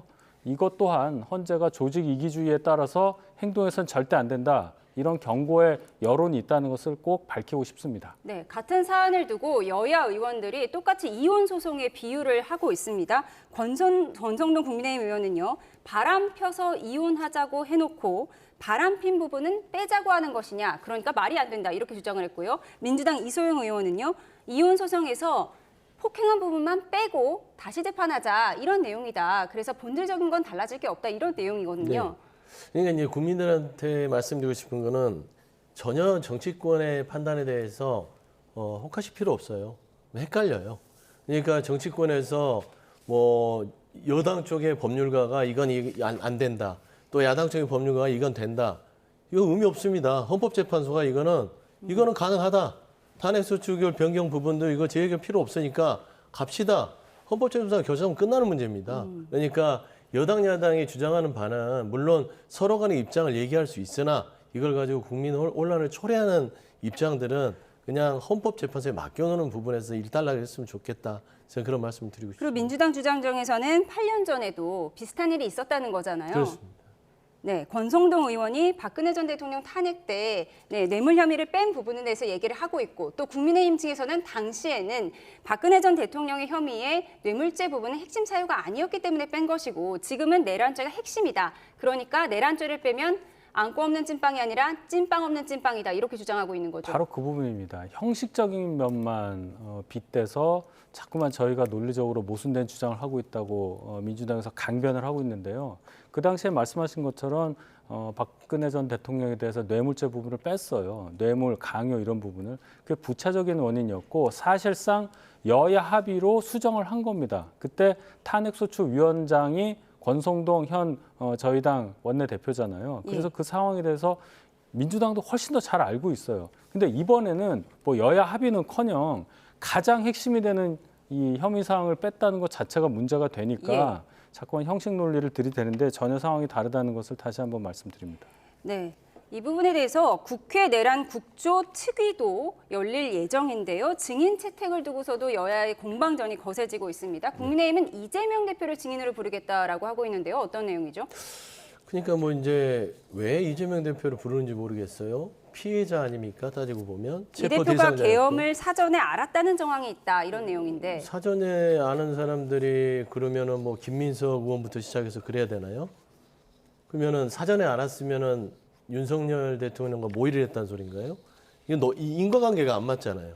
그러니까 안 것과 지금 내란에 대한 구추특위를 하는 것들은 그거를 실행한 사람들이 어떤 배경에서 어떻게 저지르려고 했고 이게 어디까지 실행이 되려고 했던 거를 특위를 통해서 국정조사를 통해서 밝히려는 겁니다. 그런데 이재명 대표가 알았다고 해서 증인으로 나와라? 그거는 아예 인과관계가 안 맞습니다. 예를 들어서 알았어요. 알았는데 이재명 대표가 윤석열 대통령과 짜고 치는 고스톱으로 계엄을 해서 나를 피해자를 만들어달라.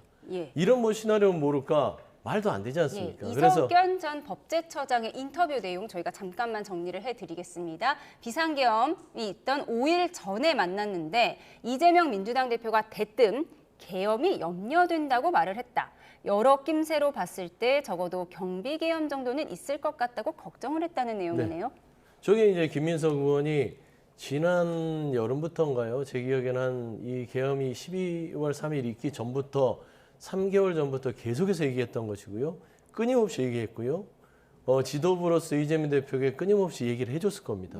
그러면 이석현 전 법제처장 개인적으로 만난 자리에서 이 분위기 느낌상 여러 가지를 계속 체크하고 있었기 때문에 이 군 동향이나 이런 것들에 대해서 이상한데 움직임이 근데 그게 지금 내란하고 무슨 상관이에요. 그러니까 어떤 그런 우려를 표한 것과 내란에 대해서 행위를 하는 거는 전혀 상관이 없는데 결국에는 국민의힘 측에서는 물타기용이죠.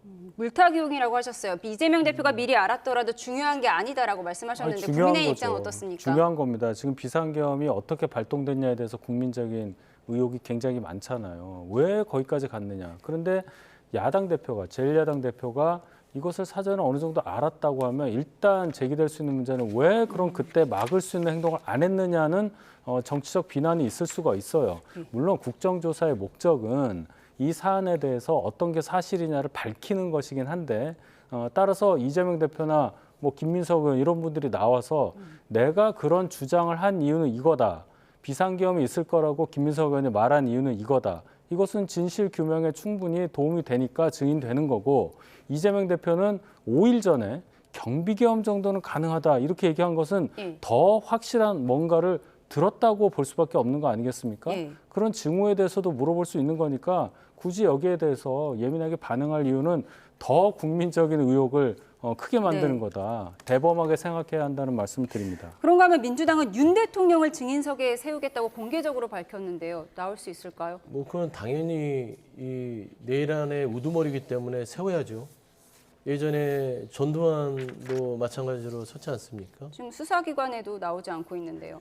그러니까 일단은 안 나오든 나오든 간에 국회법에 따라서 증인으로 세워야 되는 것은 원칙이고 내일 안에 우두머리가 없이 어떻게 국정조사가 치러지겠어요. 그리고 저기에서 수사관이 안 나오는 게 정상이 아니잖아요. 비정상적인 행동을 하는 분을 어찌든지 대한민국이 법치국가라면 반드시 잡아서 수사기관에 데려다 놓고 수사를 받게 하고 엄중한 법의 처벌을 받게 해야만 대한민국이 법치국가라는 사실을 바로 세우는 것이기 때문에 뭐 국회에서도 당연히 국정조사에서 증인으로 윤석열 대통령을 내란 우두머리 혐의자로서 세워야 된다라는 것이고 이재명 대표도 누구든 증인으로 채택하는 부분에 있어서 국민의힘이 주장할 수 있으나 그러면 그 당시에 있어서 뭐 한동훈 대표라든지 많은 이 체포조에 거론됐던 사람들이 왜 그러면은 이 내란의 이 피해자로서의 등록이 올라갔었는지 거기에 대해서 다 해야 되기 때문에 저는 이 국조특위의 집중도를 위해서는 굳이 그 다른 야당 대표라든지 관련 없는 사람들을 증인 채택하는 것은 시선 분산의 어떤 효과를 노린 거 아니냐라는 우려가 있습니다. 국회 국정조사 특별위원회는 앞으로 어떻게 진행될지 저희가 지켜보려고 하고요. 마지막 주제로 짧게 보도록 하겠습니다. 이르면 내일 민주당이 쌍특검법을 국회 본회의에서 의결할 예정이라고 전해왔는데요. 어떻게 예상하십니까? 또 이제 우리는 국민의힘의 이탈표가 몇 표일 것이냐 계산해 봐야 하는 건가요? 아니면 수정안이 도출될 가능성도 있을까요? 이탈표는 거의 없을 겁니다. 저희가 계속 주장했던 위헌성 전혀 바뀌지 않았고 특검 추천 과정도 저희를 배제했기 때문에 그래서 이탈표는 거의 없을 것이고 그렇다면 이 법안은 또 폐기가 될 거예요. 민주당과 협의해서 어떤 좀 뭔가 정교한 특검법의 발의가 협상 과정에서 이루어질 수는 있겠는데 민주당이 뭐 더 센 거를 내겠다고 하니까 민주당이 이러한 정치 방식으로는 도저히 합의에 이를 수 없는 상황이다. 이렇게 봅니다. 더 센 거를 낼까요? 정교하게 수정된 특검법이 도출이 될까요? 일단은 그 부분에 대해서는 후자가 맞을 것 같아요. 좀 정교하게 수정안이 도출될 것이다. 도출될 가능성이 높고요. 근데 좀 우려스러운 것들은 국민의힘이 법치를 지키는 거지 대통령을 지키는 건 아니잖아요. 그리고 대통령 배우자까지 지키는 건 이제 그만했으면 좋겠어요. 언제까지 김건희 여사 지키는 당으로 이 지경이 됐는데도 그렇게 해야 될지에 대해서는 한번 국회의원의 배지를 걸고 생각했으면 좋겠다 그런 말씀 드리고 싶습니다. 긴 시간 논란이 됐던 특검법이 과연 합의될 수 있을지 지켜보도록 하겠습니다. 지금까지 윤희석 전 국민의힘 대변인, 서용주 전 더불어민주당 상근 부대변인과 함께했습니다. 두 분 감사합니다.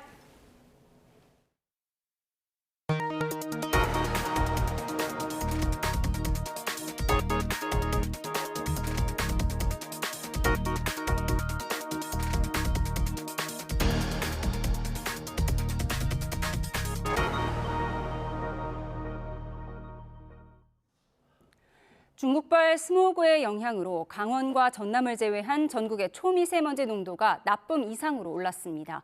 내일은 북쪽에서 또다시 찬 공기가 내려오면서 강력한 한파가 예상되는 가운데 호남에는 폭설이 쏟아질 것으로 보입니다. 취재기자 연결해 자세한 날씨 알아보겠습니다. 김민경 기자, 미세먼지 상황 자세히 전해주시죠. 네, 밤사이 중국발 스모그가 유입된 가운데 대기 흐름도 정체되면서 서쪽의 대기질이 좋지 않습니다. 현재 제주도의 초미세먼지 농도는 매우 나쁨 수준까지 치솟았고 인천, 경기와 충청, 전북, 영남의 초미세먼지 농도도 나쁨 단계로 올랐습니다. 스모그의 영향으로 서울의 대기질도 좋지 않은데요. YTN 재난보도 시스템 이다스 화면으로 살펴보겠습니다. 서울 63빌딩에서 바라본 모습입니다. 먼지가 심한 탓에 서울 시내가 희미하게 보입니다. 다음은 경기 자유로 JC 동쪽 부근인데요. 한낮인데도 하늘이 먼지에 가려 안개가 낀 듯 보였습니다. 이렇게 뿌연 하늘에도 불구하고 서울의 대기질 정보는 오전 6시부터 확인이 어려운데요.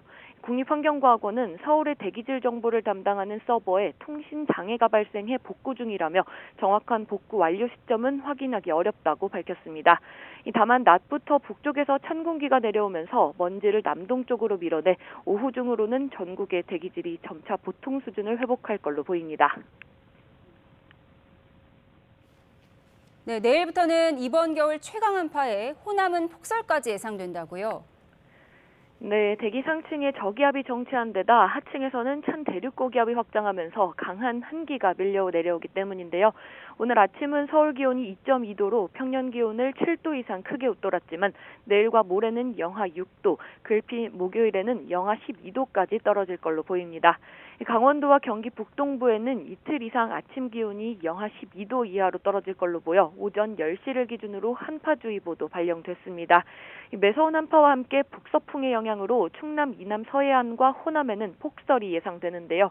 우선 내일부터 모레까지 예보된 적설량은 전북에 20cm 이상, 광주 전남에 15cm 이상, 충남과 제주 산간에도 3에서 10cm입니다. 이번 눈은 강약을 반복하며 주 후반까지 이어지면서 전북에는 40cm에 달하는 많은 눈이 내릴 걸로 보입니다. 특히 내일 밤 사이, 모레 밤 사이에는 시간당 3에서 5cm의 강한 눈이 집중될 걸로 보여 사전에 시설물 점검 등 철저한 대비가 필요합니다. 지금까지 과학기상부에서 YTN 김민경입니다. 밤새 눈이 내리면서 도로 곳곳에서 눈길 사고가 잇따랐습니다. 오늘 아침 8시 10분쯤 경기도 화성시 장안면에서 45인승 통근버스가 난간을 들이받는 사고가 났습니다. 출동한 소방당국이 창문을 부수고 가전제품 제조업체 직원과 운전자 등 44명을 구조했는데 다행히 다친 사람은 없었습니다. 소방당국은 직원들을 태우고 회사로 향하던 통근버스가 빙판길에 미끄러지면서 사고가 난 것으로 보고 있습니다. 오늘 아침 7시 반쯤 경북 상주시 사벌국면 중부내륙고속도로 창원 방향에서 차 12대가 잇따라 부딪혀 SUV 한 대에 불이 붙었습니다. 다친 사람은 없었지만 사고 처리 과정에서 일대 교통이 극심한 정체를 빚었습니다. 이에 앞서 오늘 새벽 3시 반쯤 전북 임실군 관촌면 순천 완주고속도로 하행선 96km 지점에서 경찰차와 승합차 등 차량 15대가 추돌했습니다. 이 사고로 50대 트럭 운전자 등 3명이 경상을 입어 인근 병원으로 이송됐습니다. 제주항공 여객기 사고 발생 여드레 만에 희생자 179명의 시신이 모두 유가족의 품으로 돌아갔습니다. 정부는 희생자들의 장례 이후에도 지원을 이어가겠다며 전담 조직도 새로 꾸리겠다고 밝혔습니다. 취재기자 연결해서 자세한 내용 알아보겠습니다. 차정윤 기자, 여객기 참사 희생자의 시신 인도가 오늘 마무리됐죠? 네, 그렇습니다. 제주항공 여객기 사고 중앙사고수습대책본부는 희생자 179명 가운데 마지막으로 남은 시신 3구가 오늘 오전 유가족에게 인도됐다고 밝혔습니다. 이로써 지난해 12월 29일 사고가 난 지 여드레 만에 희생자 시신이 모두 유가족의 품으로 돌아갔습니다. 오랜 기다림 끝에 가족의 시신을 넘겨받은 유족들은 장례를 치르기 위해 대부분 무안공항을 떠난 상태인데요. 유족들은 장례를 마친 뒤인 오는 11일 다시 모여 참사 원인 규명 촉구와 피해 보상 문제 등 향후 계획을 논의하기로 했습니다. 정부도 전담 지원 조직을 신설해 유가족과 긴밀하게 연락을 지속하고 필요한 부분에 대한 지원을 이어나가겠다고 밝혔습니다. 희생자 수습이 일단락되면서 사고 원인과 책임자 규명을 위한 수사도 본격화할 것으로 보입니다. 앞서 경찰은 무안공항과 제주항공 등에 대해 압수수색 등 강제 수사에 돌입했고 김희배 제주항공 대표를 주요 참고인 신분으로 출국 금지 조치했습니다. 경찰은 압수수색 자료를 분석한 뒤 조만간 김 대표를 불러 업무상 과실치사나 중대재해처벌법 혐의를 적용할 수 있을지 들여다볼 것으로 보입니다. 경찰은 또 유가족을 과도하게 비방하거나 폄훼하는 온라인 게시글도 수사하고 있죠. 경찰청은 악성 게시글 총 126건을 수사하면서 이 가운데 1건을 검거하고 5건의 압수수색 집행, 51건의 영장 신청을 하며 수사에 속도를 내고 있습니다. 지금까지 YTN 차정은입니다.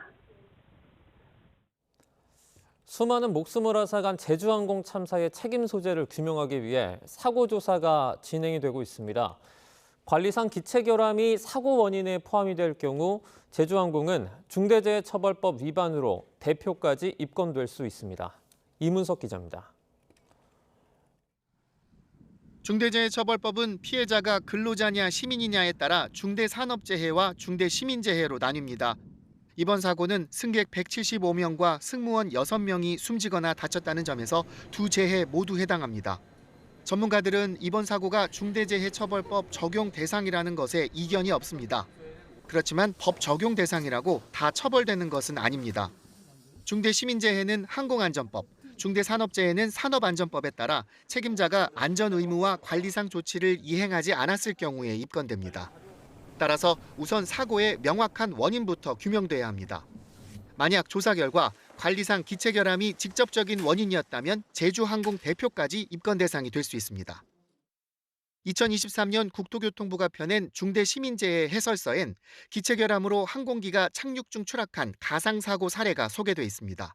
1명이 죽고 5명이 다친 사고에 대해 항공사 대표이사에게 중대재해처벌법 위반으로 징역 1년 이상이나 10억 원 이하 벌금을 부과할 수 있다고 설명하고 있습니다.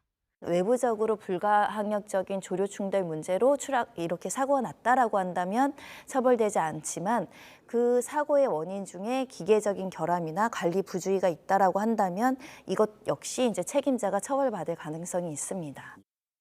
더불어 사고 원인이 로컬라이저 구조물 등 공항 시설 때문이었다면 한국공항공사가, 관제 업무 등과 직접 관련됐다면 부산지방항공청 역시 중대재해처벌법 처벌 대상이 될 수 있습니다. YTN 이문석입니다. 오늘 오전 미국으로 이송될 예정이었던 제주항공 사고 여객기의 비행 기록 장치에 FDR의 이송이 지연됐습니다. 국토교통부는 커넥터가 파손돼 국내에서 자료 추출이 불가능한 것으로 결론 내린 FDR이 원래 오늘 오전 미국 국가교통안전위원회로 이송될 예정이었지만 워싱턴 DC 인근 덜레스 국제공항 폭설로 인해서 항공편이 3시간 지연됐다고 밝혔습니다. 이에 따라서 비행 기록 장치는 오늘 오후 1시 이후에야 미국으로 이송이 될 전망입니다. 항공철도사고조사위원회 조사관 2명이 미국에 가서 함께 조사를 진행할 예정입니다. 여객기 참사로 폐쇄가 된 전남 무안국제공항 폐쇄 기간이 일주일 더 늘어났습니다. 국토교통부는 사고조사위원회의 현장 조사가 계속되고 있는 상황이어서 무안공항 활주로를 오는 14일 오전 5시까지 폐쇄를 연장했다고 밝혔습니다. 무안공항 활주로는 사고 직후부터 이달 1일 오전까지 잠정 폐쇄됐다가 오는 7일 오전까지 한 차례 폐쇄 기간이 늘어났는데 이번에 또 연장됐습니다. 이번 사고로 파손된 로컬라이저 등 공항시설 정비를 마치고 온전히 재개장하기까지는 시간이 더 걸릴 것으로 보입니다. 네, 앞서 속보로 전해드렸는데요. 북한이 올해 들어 처음으로 미사일 도발에 나섰습니다. 우리 군은 미상의 미사일이 동해상으로 발사됐다며 정확한 재원을 분석하고 있습니다. 취재 기자 연결합니다. 조용성 기자, 이 북한의 미사일 발사는 언제 포착됐죠? 네, 합동참모본부는 정오 조금 넘은 시각 북한이 오늘 미상의 탄도미사일을 동해상으로 발사했다고 밝혔습니다. 군은 미사일 방향과 비행거리, 재원 등을 분석하고 있는데 조금 전 들어온 합참의 공지 사실을 추가로 말씀드리자면 자정경 평양 일대에서 동해상으로 발사된 중거리급 탄도미사일로 추정되는 비행체 한 발을 포착했고 우리 군은 추가 발사에 대비해 감시 및 경계를 강화한 가운데 미 일측과 북한의 탄도미사일 관련 정보를 긴밀히 공유하면서 만반의 대비태세를 유지하고 있다고 밝혔습니다. 북한의 탄도미사일 발사는 지난해 12월 3일 윤석열 대통령의 비상계엄 사태 이후 처음이자 올해 들어 처음입니다. 일본 방위성도 북한이 탄도미사일 가능성이 있는 물체를 발사했다고 밝혔고 일본 해상보안청은 항해 중인 선박의 관련 정보에 주의를 기울여달라고 당부했습니다. 북한이 단거리 탄도미사일을 발사한 것은 지난해 11월 5일 이후 2달 만입니다. 당시엔 황해북도 사리원 일대에서 미사일을 400km가량 동해상으로 여러 발 발사한 것으로 파악됐습니다. 지금까지 정치부에서 YTN 조용성입니다.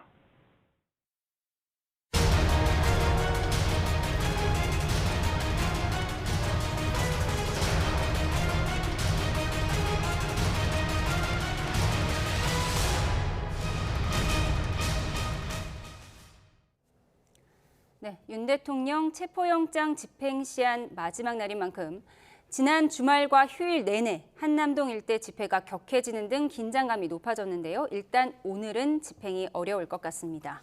공수처가 윤 대통령에 대한 체포영장 집행 관련 업무를 경찰에 일임하겠다고 밝히자 이에 대한 경찰의 반응도 나왔는데요. 윤 대통령 수사 관련 내용 서정빈 변호사와 함께 얘기 나눠보겠습니다. 어서 오세요. 어서 오세요. 안녕하십니까?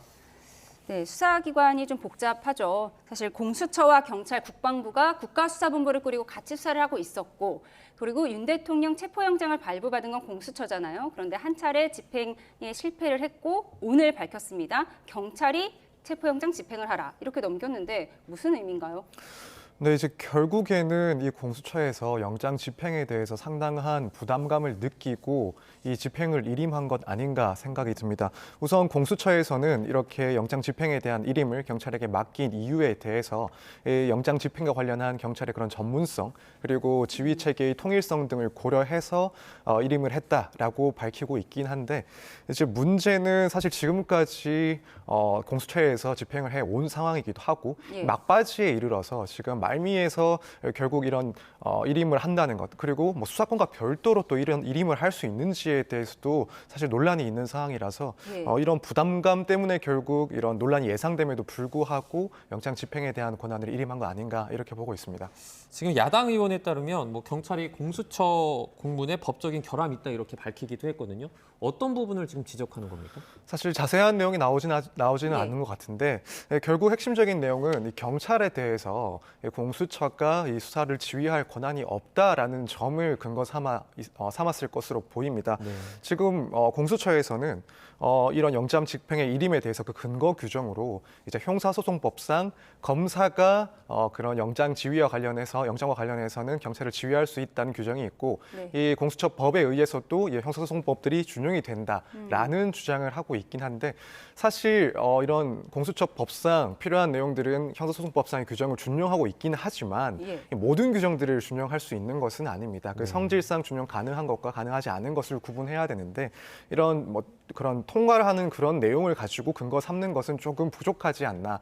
또 공수처법에서는 기본적으로 공수처와 이제 경찰 등의 그런 수사기관 관계에 대해서는 이제 협조를 구하는 것으로 규정을 하고 있기 때문에 이 형사소송법상의 근거는 조금 빈약한 거 아닌가. 그래서 경찰에서는 근거가 없다. 이 수사를 지휘할 수 있는 그런 법적인 근거가 없다라는 점을 결국 문제 삼고 있는 것으로 보입니다. 네, 법적으로는 뭐 협조를 구하는 것과 지휘를 하는 것은 조금 차이가 있을 거잖아요. 그리고 공수처가 밝힌 내용을 조금 더 자세히 보면 향후 윤 대통령에 대한 체포영장 기한은 연장해 줄 테니까 집행은 경찰이 해라 이런 내용이잖아요. 네, 그렇습니다. 저도 사실 조금 이해가 어려운 부분이 결국 그 수사권은 계속 행사를 하겠다라는 입장이면서 집행만 경찰에게 맡기겠다라는 입장입니다. 그래서 지금 경찰에서도 초기에 조금 황당하다라는 입장이 나오고 있고 또 지금도 뭐 일부에서는 우리에게 이런 것만 집행 부분만 맡기는 것이 말이 되느냐라는 입장도 있는 것 같습니다. 그래서 지금 이렇게 논란이 특히 일임 자체가 또 가능한지부터가 논란이 되고 있는 상황에서 앞으로 영장을 재청구를 할 테니 여전히 집행만은 경찰에게 맡기겠다라는 주장을 계속 관철할 수 있을지도 조금 의문이긴 합니다. 경찰 내부에서는 불만이 나올 수밖에 없을 것 같아요. 우리가 들러리냐 벌써 이런 목소리가 나오고 있다고 하더라고요. 그렇죠. 아무래도 영장 집행도 결국에는 크게 보면은 그런 수사 과정 중에 하나인데 그렇다면은 경찰 입장에서는 이것까지 맡길 거면 수사 전체를 우리에게 넘기는 이첩하는 것이 맞지 않냐라는 그런 이야기가 나올 수밖에 없는 상황이죠. 공수처의 입장에서는 어떻습니까? 경찰이 지금 목소리를 좀 내는 것 같은데 그럼 이런 상황에서는 공수처는 좀 다른 결정을 내릴 수 있습니까? 제이첩 같은? 물론 그런 가능성도 있어 보입니다만 다만 뭐 지금까지 이야기를 봤을 때는 아직까지는 그 수사권을 자기들이 행사를 하겠다라는 입장으로 보입니다. 물론 추가적으로 어떤 일정 단계가 되면은 수사권의 그런 사건의 이첩도 고민을 하겠다라고 하긴 하지만 아직까지 현 시점에서는 수사를 하겠다라는 입장으로 보이고 사실 지금 만약이라도 그런 수사권 일임에 대해서 수사권의 이첩에 대해서 수사의 이첩에 대해서 진지하게 검토를 하고 있는 중이었다면 이런 일임 문제도 발생하지는 않았을 것입니다. 굳이 수사권은 가지고 있으면서 집행에 대해서 일임을 하겠다라는 이런 공문을 보내지는 않았을 것인데 적어도 현 시점까지는 이 부분에 대한 진지한 검토는 없었던 것으로 보이고 다만 이제 앞으로 결국 이 상황은 공수처의 그런 수사 의지라든가 능력에 대해서 다시 한번 강하게 의문이 제기되는 상황이기 때문에 앞으로는 이런 입장이 조금 변동될 가능성도 있지 않나 이렇게 보입니다. 네. 방금 들어온 소식이 있어서 먼저 뉴스 속보 전해드리고 대담 이어가도록 하겠습니다. 저희가 앞서 속보로 북한이 동해상으로 탄도미사일을 발사했다는 속보를 전해드렸는데요. 조금 더 자세한 소식이 들어왔습니다. 합동참모본부가 밝힌 내용인데요. 오늘 12시쯤 평양 일대에서 동해상으로 발사된 중거리급 탄도미사일로 추정되는 비행체 한 발을 포착했다고 밝혀왔습니다. 네, 이제 추가 발사 대비해서 경계를 강화를 할 것이고 이제 미국, 일본 측과 이와 관련한 지금 북한이 동해상으로 탄도미사일을 발사한 이 정보를 공유해서 대응을 하겠다 이렇게 입장을 밝힌 상태입니다. 네, 다시 한번 전해드리겠습니다. 북한이 발사한 미사일에 대한 자세한 소식이 들어와서 전해드립니다. 중거리급 탄도미사일이고요. 평양 일대에서 동해상으로 발사됐다고 합니다. 북한의 미사일 도발은 지난해 11월 5일 단거리 탄도미사일 발사 이후 2달 만이자 올해 들어서는 처음입니다. 추가 발사를 대비해서 미국, 일본과 정보를 공유하며 경계를 강화하고 있다는 소식 들어왔습니다. 좀 더 자세한 소식은 들어오는 대로 다시 한번 전해드리도록 하겠습니다. 네, 저희가 또 윤 대통령 관련된 사건 수사 얘기를 좀 이어나가 보도록 하면요. 공수처가 사실 만약에 수사권까지 이첩하게 된다면 사실 공수처의 어떤 존재 유무, 의미에 대해서 조금 의문을 제기하는 사람들도 있을 것 같은데 저희가 사전에 보면 공수처가 한 4년 정도 됐는데 그 안에 체포나 구속영장 등을 이제 발부받은 그런 사례가 없다 그래요. 조금 어떤 능력이라든지 실력 관련된 의문이 들 수밖에 없는 부분인 것 같거든요. 네, 아무래도 그런 의문이 더욱 강하게 제기될 수밖에 없어 보입니다. 사실 애초에 수사권 문제가 있을 때부터도 공수처에서는 적극적으로 어쨌든 이 수사권을 행사하겠다라는 입장이었고 영장 집행까지 나아간 상황이었는데 그 상황 속에서도 과연 공수처가 이런 수사를 진행할 만한 의사나 능력이 있을지, 의지가 있을지에 대해서 의문이 제기돼 왔던 것도 사실입니다. 물론 1차적인 영장 집행을 하면서 비록 실패로 끝났지만 한편에서는 수사 의지나 능력이 부족하다라는 점도 있었지만 그래도 집행까지 나아갔으니 그 점에 대해서는 조금 지켜봐야 된다라는 의견도 있었습니다. 근데 지금 와서 이렇게 수사권 더 이상 이제 집행을 일임을 하겠다라는 것은 분명히 이제는 그런 의지나 능력에 문제가 있다라는 의혹이 제기될 만한 시점이 된 것도 맞고 사실 공수처 입장에서는 1차에서 집행을 했던 것처럼 만약 이걸 집행을 하려고 했다면 경찰의 협조를 받아서 한 번 더 집행을 시도해 볼 수도 있었습니다. 그리고 협조를 통해서 보다 인력을 보강을 해서 한번 다시 시도를 해보는 상황도 충분히 고려를 했을 수가 있는데 그런 집행까지 나아가지 않고 경찰과는 사전에 협의되지 않은 듯한 그런 상태에서 일임을 하겠다라는 것은 결국에는 이 집행할 능력이 없음에도 불구하고 처음부터 무리하게 수사권을 주장했던 것 아니냐라는 비판을 피할 수는 없을 것 같습니다. 네, 어떻게 보면 공수처가 참 무기력한 모습을 보이는 거다. 이런 비판이 제기될 수밖에 없는 상황인데 한편 호위무사를 자처하고 있는 대통령 경호처는요. 대통령 관저 주변에 버스 차벽도 여러 겹 세우고 철조망을 설치하는 모습이 포착이 됐어요. 그러면 2차 집행을 언젠가는 할 텐데 또 물리적 충돌이 우려되는 상황 아닌가요? 네, 지금 상황을 보면은 1차 때보다도 더욱 그런 영장 집행을 막기 위한 준비를 철저히 하고 있는 것으로 보이기 때문에 시기는 예상할 수가 없겠지만 또다시 영장 집행이 시도가 된다면은 1차 때보다는 훨씬 더 강한 그런 무력 충돌도 발생하지 않을까 우려가 되는 상황입니다.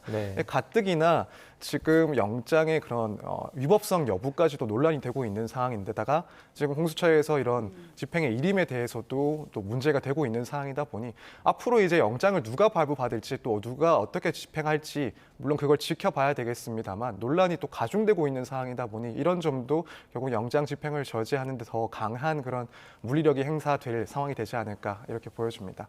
네, 저희가 지금 화면으로 또 보여드리기도 했었는데 최근에 그러니까 지난 3일에서 저희가 생방송으로 전해드렸던 어떤 관저 앞에 있는 버스벽보다 조금 더 많은 여러 가지 버스가 이렇게 문을 막고 있는 모습을 또 볼 수가 있습니다. 전부 다 조금 더 이렇게 강화된 모양새를 보이고 있는데요. 자, 이런 가운데 실제로 공수처가 체포기간 연장 신청하겠다 이렇게 밝혔는데 아직까지는 신청을 한 여부는 전해지지 않고 있지만 이런 절차가 실제 영장 집행 없이 이런 체포기간 연장을 신청한 이유가 또 따로 있을까요? 사실 이전에 만약 이 1차적인 영장 집행이 실패가 되고 또 영장 기한이 종료가 된다면 공수처에서 어떤 행보를 취할지 첫 번째로는 영장 재청구를 할 것이다. 체포영장을 재청구할 것이다. 라는 이야기도 있었고 또 한편으로는 그렇지 않고 곧바로 구속영장을 청구할 것이다. 라는 의견도 상당히 많았습니다. 근데 지금 결국에는 지금까지 입장을 봤을 때는 체포영장의 기간을 연장하는 그러니까 재청구를 하겠다라는 입장으로 보이긴 하는데 이건 아무래도 구속영장 청구를 했을 때 인용받지 못할 가능성까지 고민을 하는 것 아닌가라고 생각이 듭니다. 왜냐하면 이제 구속영장이 또 발부가 되기 위해서는 체포영장의 경우에는 출석을 정당한 이유 없이 거부할 때 요건에 해당을 할 수가 있지만 구속영장의 경우에는 도주의 우려 그리고 증거인멸의 우려까지도 소명이 돼야 됩니다. 근데 그렇기 때문에 체포영장 재청구를 받는 것은 기존에 받은 적이 있으니 쉽게 받을 수 있겠지만 이 구속영장을 청구했을 때 이런 점들을 충분히 입증할 수 있을까? 또 만약 이걸 청구를 했다가 기각될 경우에 오는 그런 여파까지 또 고민을 해서 그렇다면 일단 기존대로 체포영장을 재청구하는 방식을 취한 건 아닐까 이렇게 보여집니다. 네, 구속영장을 발부받는 과정이 체포영장보다 더 복잡하다고 지적을 해주신 건데 사실 구속영장을 발부받더라도 구인하는 과정은 똑같이 거쳐야 하는 거잖아요. 그렇죠. 이제 아무래도 지금 공수처에서 이제 이렇게 구속영장을 만약에 청구한다라고 한다면 물론 그 전에 이제 윤 대통령 측에서는 구속영장을 청구하면 적법하게 청구한다면 그 절차에 응할 수 있다라는 입장을 밝히긴 했지만 기본 전제는 이 적법한 영장 청구여야 되는데 공수처는 수사권이 없어서 적법한 영장 청구를 할 수가 없다라는 입장입니다. 그렇다면 공수처가 체포영장을 재청구를 하든 혹은 구속영장을 청구를 하든 윤 대통령 입장에서는 동일한 이야기를 할 수가 있는 상황이 되는 거죠. 그렇다면은 만약 공수처에서 구속영장을 발부받는다 하더라도 여기에 응하지 않을 가능성도 상당히 높다고 보여집니다. 대통령 측의 그 동일한 이야기와 연관되는 이야기일 텐데 대통령 측은 체포영장 집행과 관련해서 오동훈 공수처장 등 11명을 고발을 했어요. 네, 그렇습니다.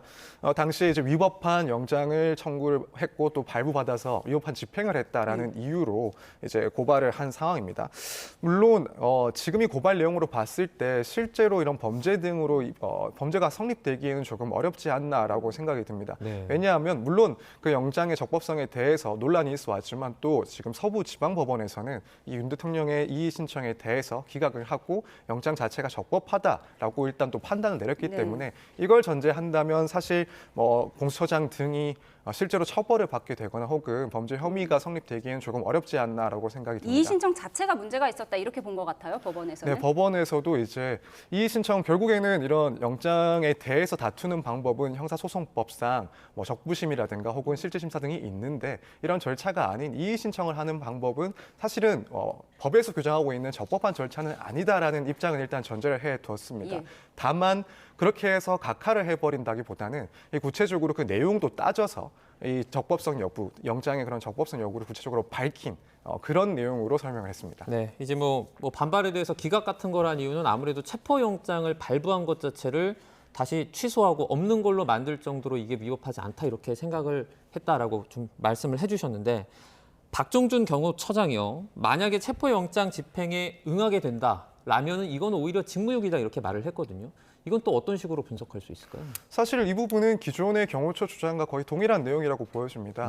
경호처 측에서는 1차 그 집행에 있어서도 거부를 한 것이 결국 그 전제가 수사권이 없는 공수처의 영장 청구였고 그 위법한 영장 발부가 된 것이다라는 입장이었고 이걸 다시 한번 확인하는 수준이 아닐까 싶습니다. 그래서 물론 이 법원이 아닌 이 경호처에서 이 영장의 위법성을 판단할 수 있을지에 대해서는 사실 저도 의문이 있습니다. 그리고 서부지방법원에서도 이 영장의 적법성에 대해서 판단을 이미 한 이상 사실 이러한 주장은 기존의 주장에 비교했을 때 더욱더 설득력을 갖는 주장이라고 보기에는 조금 어렵지 않나 생각하고 있습니다.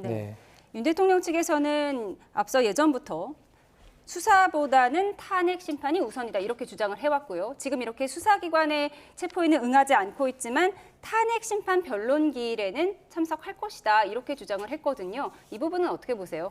우선 탄핵 심판에 집중을 하고 있는 이유는 아무래도 이제 대통령의 지위가 유지가 될 것인지 아닌지 그걸 다루는 심판이다 보니 가장 중요하게 생각을 할 수밖에 없다라고도 보여지고요. 또 한편으로는 이런 탄핵 심판에 임하는 그런 자세가 결국 이 탄핵 심판은 정치적인 성격도 가지고 있는 그런 심판이기 때문에 이런 임하는 태도를 보이면서 또 지지세를 끌어오는 그런 효과도 있을 것이고 나아가서는 탄핵 심판에서뿐만 아니라 이 형사 사건에도 또 영향을 줄 수도 있는 그런 여지가 있기 때문에 여기에 집중하는 것으로 일단 보여집니다. 윤 대통령 측은 이제 뭐 탄핵 심판 관련해서 적절한 날 출석하겠다 이렇게 밝히기도 했습니다. 첫 변론기일이 이제 그 14일로 정해진 걸로 전해지고 있는데 직접 출석할 가능성도 있습니까?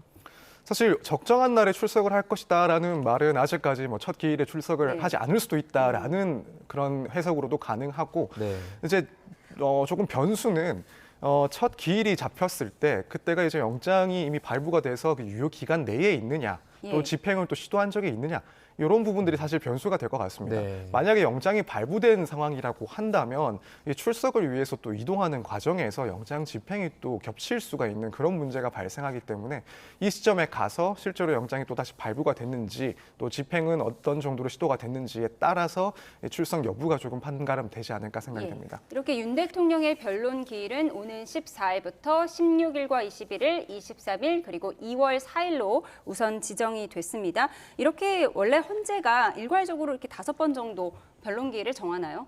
근데 사실 이렇게 일괄적으로 정하는 것은 법적으로 큰 문제가 없고 예. 특히 이제 이렇게 신속하게 이루어져야 될 심판이다라고 한다면 미리 며칠 정도의 간격을 두고 이런 이 기일들을 지정을 할 수가 있습니다. 박근혜 전 대통령 사례와 비교하면 근데 어떻습니까? 박근혜 전 대통령 사례에서도 마찬가지로 예. 제가 알기로는 일정 기간 동안의 그런 변론 기일을 정해서 미리 정하고 진행을 했던 것으로 알고 있고 거기에 대해서는 사실 뭐 부적법한 그런 문제는 전혀 없던 것으로 알고 있습니다. 예. 네.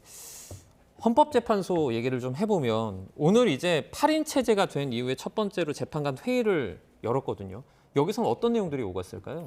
네, 결국 여기서 핵심은 이제 윤 대통령에 대한 그 탄핵 심판에 대해서 가장 핵심적으로 다루지 않을까라고 생각이 됩니다. 네. 사실 이미 1차, 2차 변론 준비 기일에서도 양측에서 특히 이제 윤 대통령 변호인 측에서 상당히 다양한 내용의 변호가 있었습니다. 예. 뭐 예를 들면 국회 회의록의 그런 증거 능력 문제를 따진다든가, 네. 혹은 뭐 내란죄 문제를 빼고 혹은 뭐 빼지 알아야 된다 이런 부분에 대한 논의도 있었고, 그리고 뭐 국회법상의 문제가 있다라는 등 여러 가지 이제 변론이 있었기 때문에 물론 이 부분들에 대해서는 가장 자세하게는 결국 이제 심리가 열리면은 다루겠지만 미리 이런 쟁점들을 다시 한번 확인하고 또 앞으로의 절차에 대해서도 주로 이야기하는 그런 자리가 되지 않을까 생각이 됩니다. 네, 앞으로 여러 쟁점을 다퉈볼 텐데 헌법재판소가 30년 전인 1995년에 정당한 내란의 조건을 따져본 선례가 있었다고 해요. 어떤 내용인가요? 네, 이게 최근에 나온 이야기이긴 한데 이제 과거에 이제 전두환, 노태우 그 신군부 세력의 내란에 대해서 이제 검찰이 불기소 처분을 내린 적이 있습니다. 그 네. 이유는 뭐 이른바 성공한 쿠데타에 대해서는 개입할 수가 없다, 판단할 수가 없다. 이제 그런 논리였습니다. 여기에 대해서 이제 고소인들이 헌법소원을 불복해서 헌법소원을 제기를 한 것이었고, 물론 끝까지 선고가 된 것은 아닙니다. 마지막 그 선고 전날에 취하를 하면서 선고를 한 것은 아니지만 그때 이제 초안이 작성돼 있고 이 내용을 또 참고를 할 수 있다라는 내용인데요. 그 내용을 따져보면은 이런 성공한 내란이라고 하더라도 몇 가지 요건을 고민해서 따져볼 수가 있다는 겁니다. 그래서 처벌 가능성도 분명히 가능하다는 건데 그 기준을 본다면 이제 첫 번째는 이런 내란으로 보이는 행위가 결국 자유민주적 기본 질서를 회복하기 위한 그리고 국민 주권의 회복을 위한 것인지, 그리고 두 번째로는 헌법과 법률에 정한 절차에 따라서 평화적으로 갈등을 해소하기 위해서 최선의 노력을 다했는지, 그리고 다른 선택의 여지는 없었는지, 또 피해를 최소화하기 위한 적절한 최선의 조치가 있었는지, 또 만약 피해가 발생했을 때를 대비해서 권리 구제 절차 등을 또 마련했는지, 이런 대략 5가지의 요건을 따져서 이런 내란 혐의에 대해서 판단을 할 수가 있다라는 내용이었습니다. 네. 그래서 지금 이 윤 대통령의 지금 탄핵 심판에 있어서 이걸 그대로 가져올 수는 없겠지만, 왜냐하면 이제 당시 사건은 결국 정권을 가지지 않은 군인들이 쿠데타를 일으켜서 그걸 가지고 정권을 탈취한 그런 행동이었고, 지금 이 상황 같은 경우에는 이제 윤 대통령이 정권을 가지고 있는 상황에서 계엄을 선포한 것이기 때문에 정면으로 가져다 쓸 만한 내용은 아니긴 하지만 예. 적어도 이 기준 자체는 그대로 차용을 하거나 혹은 상당히 고려를 해볼 만하다고 보여집니다. 네. 그래서 이 기준들에 따라서 헌법재판소가 조금 판단할 여지가 분명히 있지 않나 보여집니다. 네. 조금 전에 잠깐 언급해 주셨는데 내란죄를 지금 그 국회 탄핵소추단이 제외하지 않았습니까?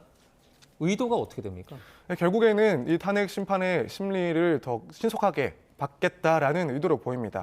아무래도 이제 내란 혐의에 대해서 구체적으로 내란죄까지도 범했다. 그래서 탄핵을 해야 된다라는 주장을 일관을 하게 되면 결국 같이 진행 중인 형사 사건의 그런 추이도 지켜봐야 되는.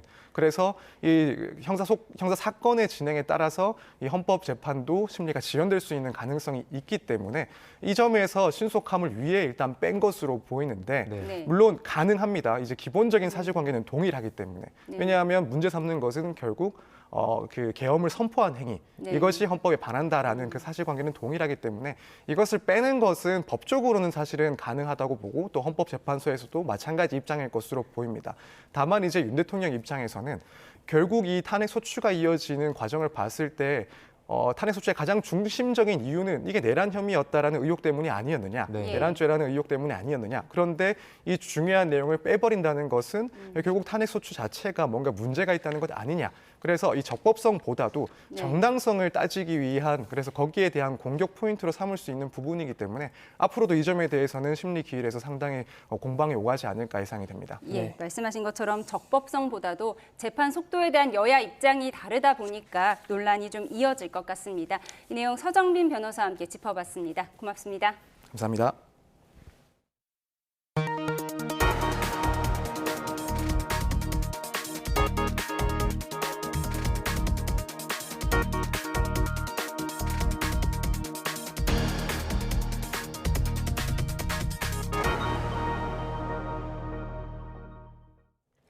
새해 들어서 러시아 쿠르스크 전장에서 우크라이나와 러시아의 전투가 더 치열해졌습니다. 도널드 트럼프 미국 대통령 당선인의 취임 전에 이 지역을 최대한 확보하려는 심산인데 북한군의 대규모 추가 파병 가능성도 거론됩니다. 권영희 기자입니다.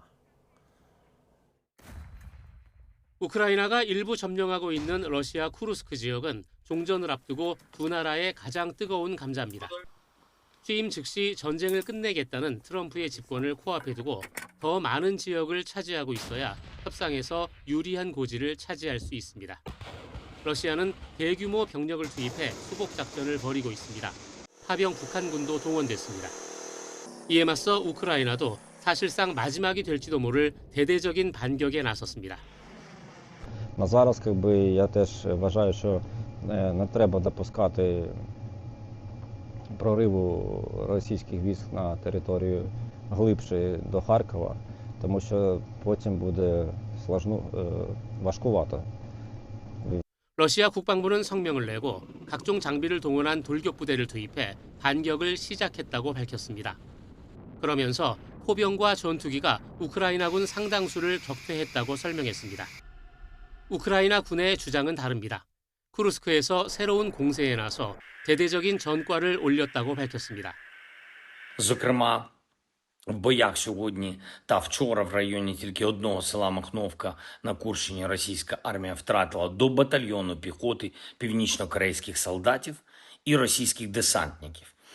특히 러시아에 파병된 북한군 사상자가 3,800명에 달한다며 추가 파병 가능성을 경고했습니다. 독재 국가인 북한이 마음만 먹으면 3, 4만 명을 충분히 더 파병할 수 있다는 주장입니다. 러시아가 대규모 인해 전술 방식을 펼치고 있는 가운데 북한의 추가 파병이 실제 이루어질지가 이 지역 판세를 가르는 관건이 될 전망입니다. YTN 권영입니다. 볼로디미르 젤렌스키 우크라이나 대통령이 전쟁을 유리하게 끝내기 위한 전략으로 도널드 트럼프 미국 대통령 당선인을 향한 구애를 본격화했습니다. 젤렌스키 대통령은 현지 시간 5일 과학자 렉스 프리드먼의 미국 팟캐스트 인터뷰에서 전례에 없는 영향력을 보면 트럼프 당선인이 우크라이나 전쟁을 끝낼 적임자라고 평가했습니다. 러시아의 침공전을 멈출 방안과 관련해서 트럼프 대통령이 의지뿐만 아니라 모든 가능성을 지니고 있다며 그냥 말치레가 아니라 나와 우리 국민은 진짜 그에게 믿고 기댄다고 말했습니다. 전국적으로 초미세먼지가 기승인 가운데 경기 북부와 강원도에는 한파특보까지 발표됐습니다. 앞으로 찬바람이 강해지면 날이 추워질 전망인데요. 현장 연결해서 이 시각 날씨 알아봅니다. 정수영 캐스터. 네, 경인선 숲길에 나와 있습니다. 네, 오늘 아침부터 시야도 뿌옇고 공기도 무척 탁한데 지금도 그렇습니까? 네, 지금도 여전히 대기질이 좋지 않습니다. 대기 정체와 스모그의 영향으로 전국 대부분 지역의 초미세먼지 농도가 나쁨 수준을 보이고 있는데요. 오늘 오후까지는 주의가 필요할 걸로 보입니다. 초미세먼지는 밤사이 강한 한기가 내려오면서 점차 해소되겠습니다. 다만 기온이 크게 떨어지면서 경기 북부와 강원도를 중심으로는 한파주의보가 발효 중입니다. 발효 시점은 오늘 밤 9시입니다. 급격하게 떨어지는 기온에 건강 잃지 않도록 건강관리 잘 해주셔야겠습니다. 이곳 서울은 눈비가 모두 그치고 하늘빛만 잔뜩 흐립니다. 일부 충청과 강원 내륙을 중심으로 산발적인 눈비 구름이 지나고 있는데요. 강원 중부 산간에는 여전히 대설주의보가 내려져 있습니다. 앞으로 제주도 산간과 강원도에는 최고 5cm의 눈이 더 내릴 걸로 보입니다. 한편 중국발 스모그가 유입된 가운데 대기 흐름도 정체되면서 전국의 대기질이 좋지 않습니다. 현재 제주도의 초미세먼지 농도는 매우 나쁨 수준까지 치솟았고요. 강원과 세종을 제외한 전국 대부분 지역에서 나쁨 수준을 보이고 있습니다. 다만 앞으로 북쪽에서는 찬 공기가 내려오면서 원활한 대기 확산으로 오후 중으로는 전국의 대기질이 점차 보통 수준을 회복하겠습니다. 오늘 낮 기온은 어제와 비슷하겠지만 찬바람이 불며 체감상 춥게 느껴지겠습니다. 서울 한낮 기온이 4도, 대전은 7도가 예상됩니다. 이후 내일부터는 기온이 다시 큰 폭으로 떨어지겠고요. 특히 목요일에는 서울 아침 기온이 영하 12도까지 곤두박질하며 올 겨울 들어서 가장 강력한 한파가 찾아오겠습니다. 또 한파 속에는 서해안에 최고 40cm에 달하는 폭설이 쏟아질 전망입니다. 당분간 강한 바람에도 주의해 주셔야겠습니다. 현재 전남과 서해오도에 강풍특보가, 제주도 남쪽 먼바다와 서해상에는 풍랑주의보가 내려져 있습니다. 그 밖에 해상에도 풍랑 예비특보가 발효 중인 가운데 항해나 조업하는 선박은 안전에 각별히 주의해 주셔야겠습니다. 지금까지 YTN 정수현입니다. 뉴스나우 오늘 순서 여기서 마치겠습니다. 내일도 생생한 뉴스로 찾아뵙겠습니다. 여러분 고맙습니다.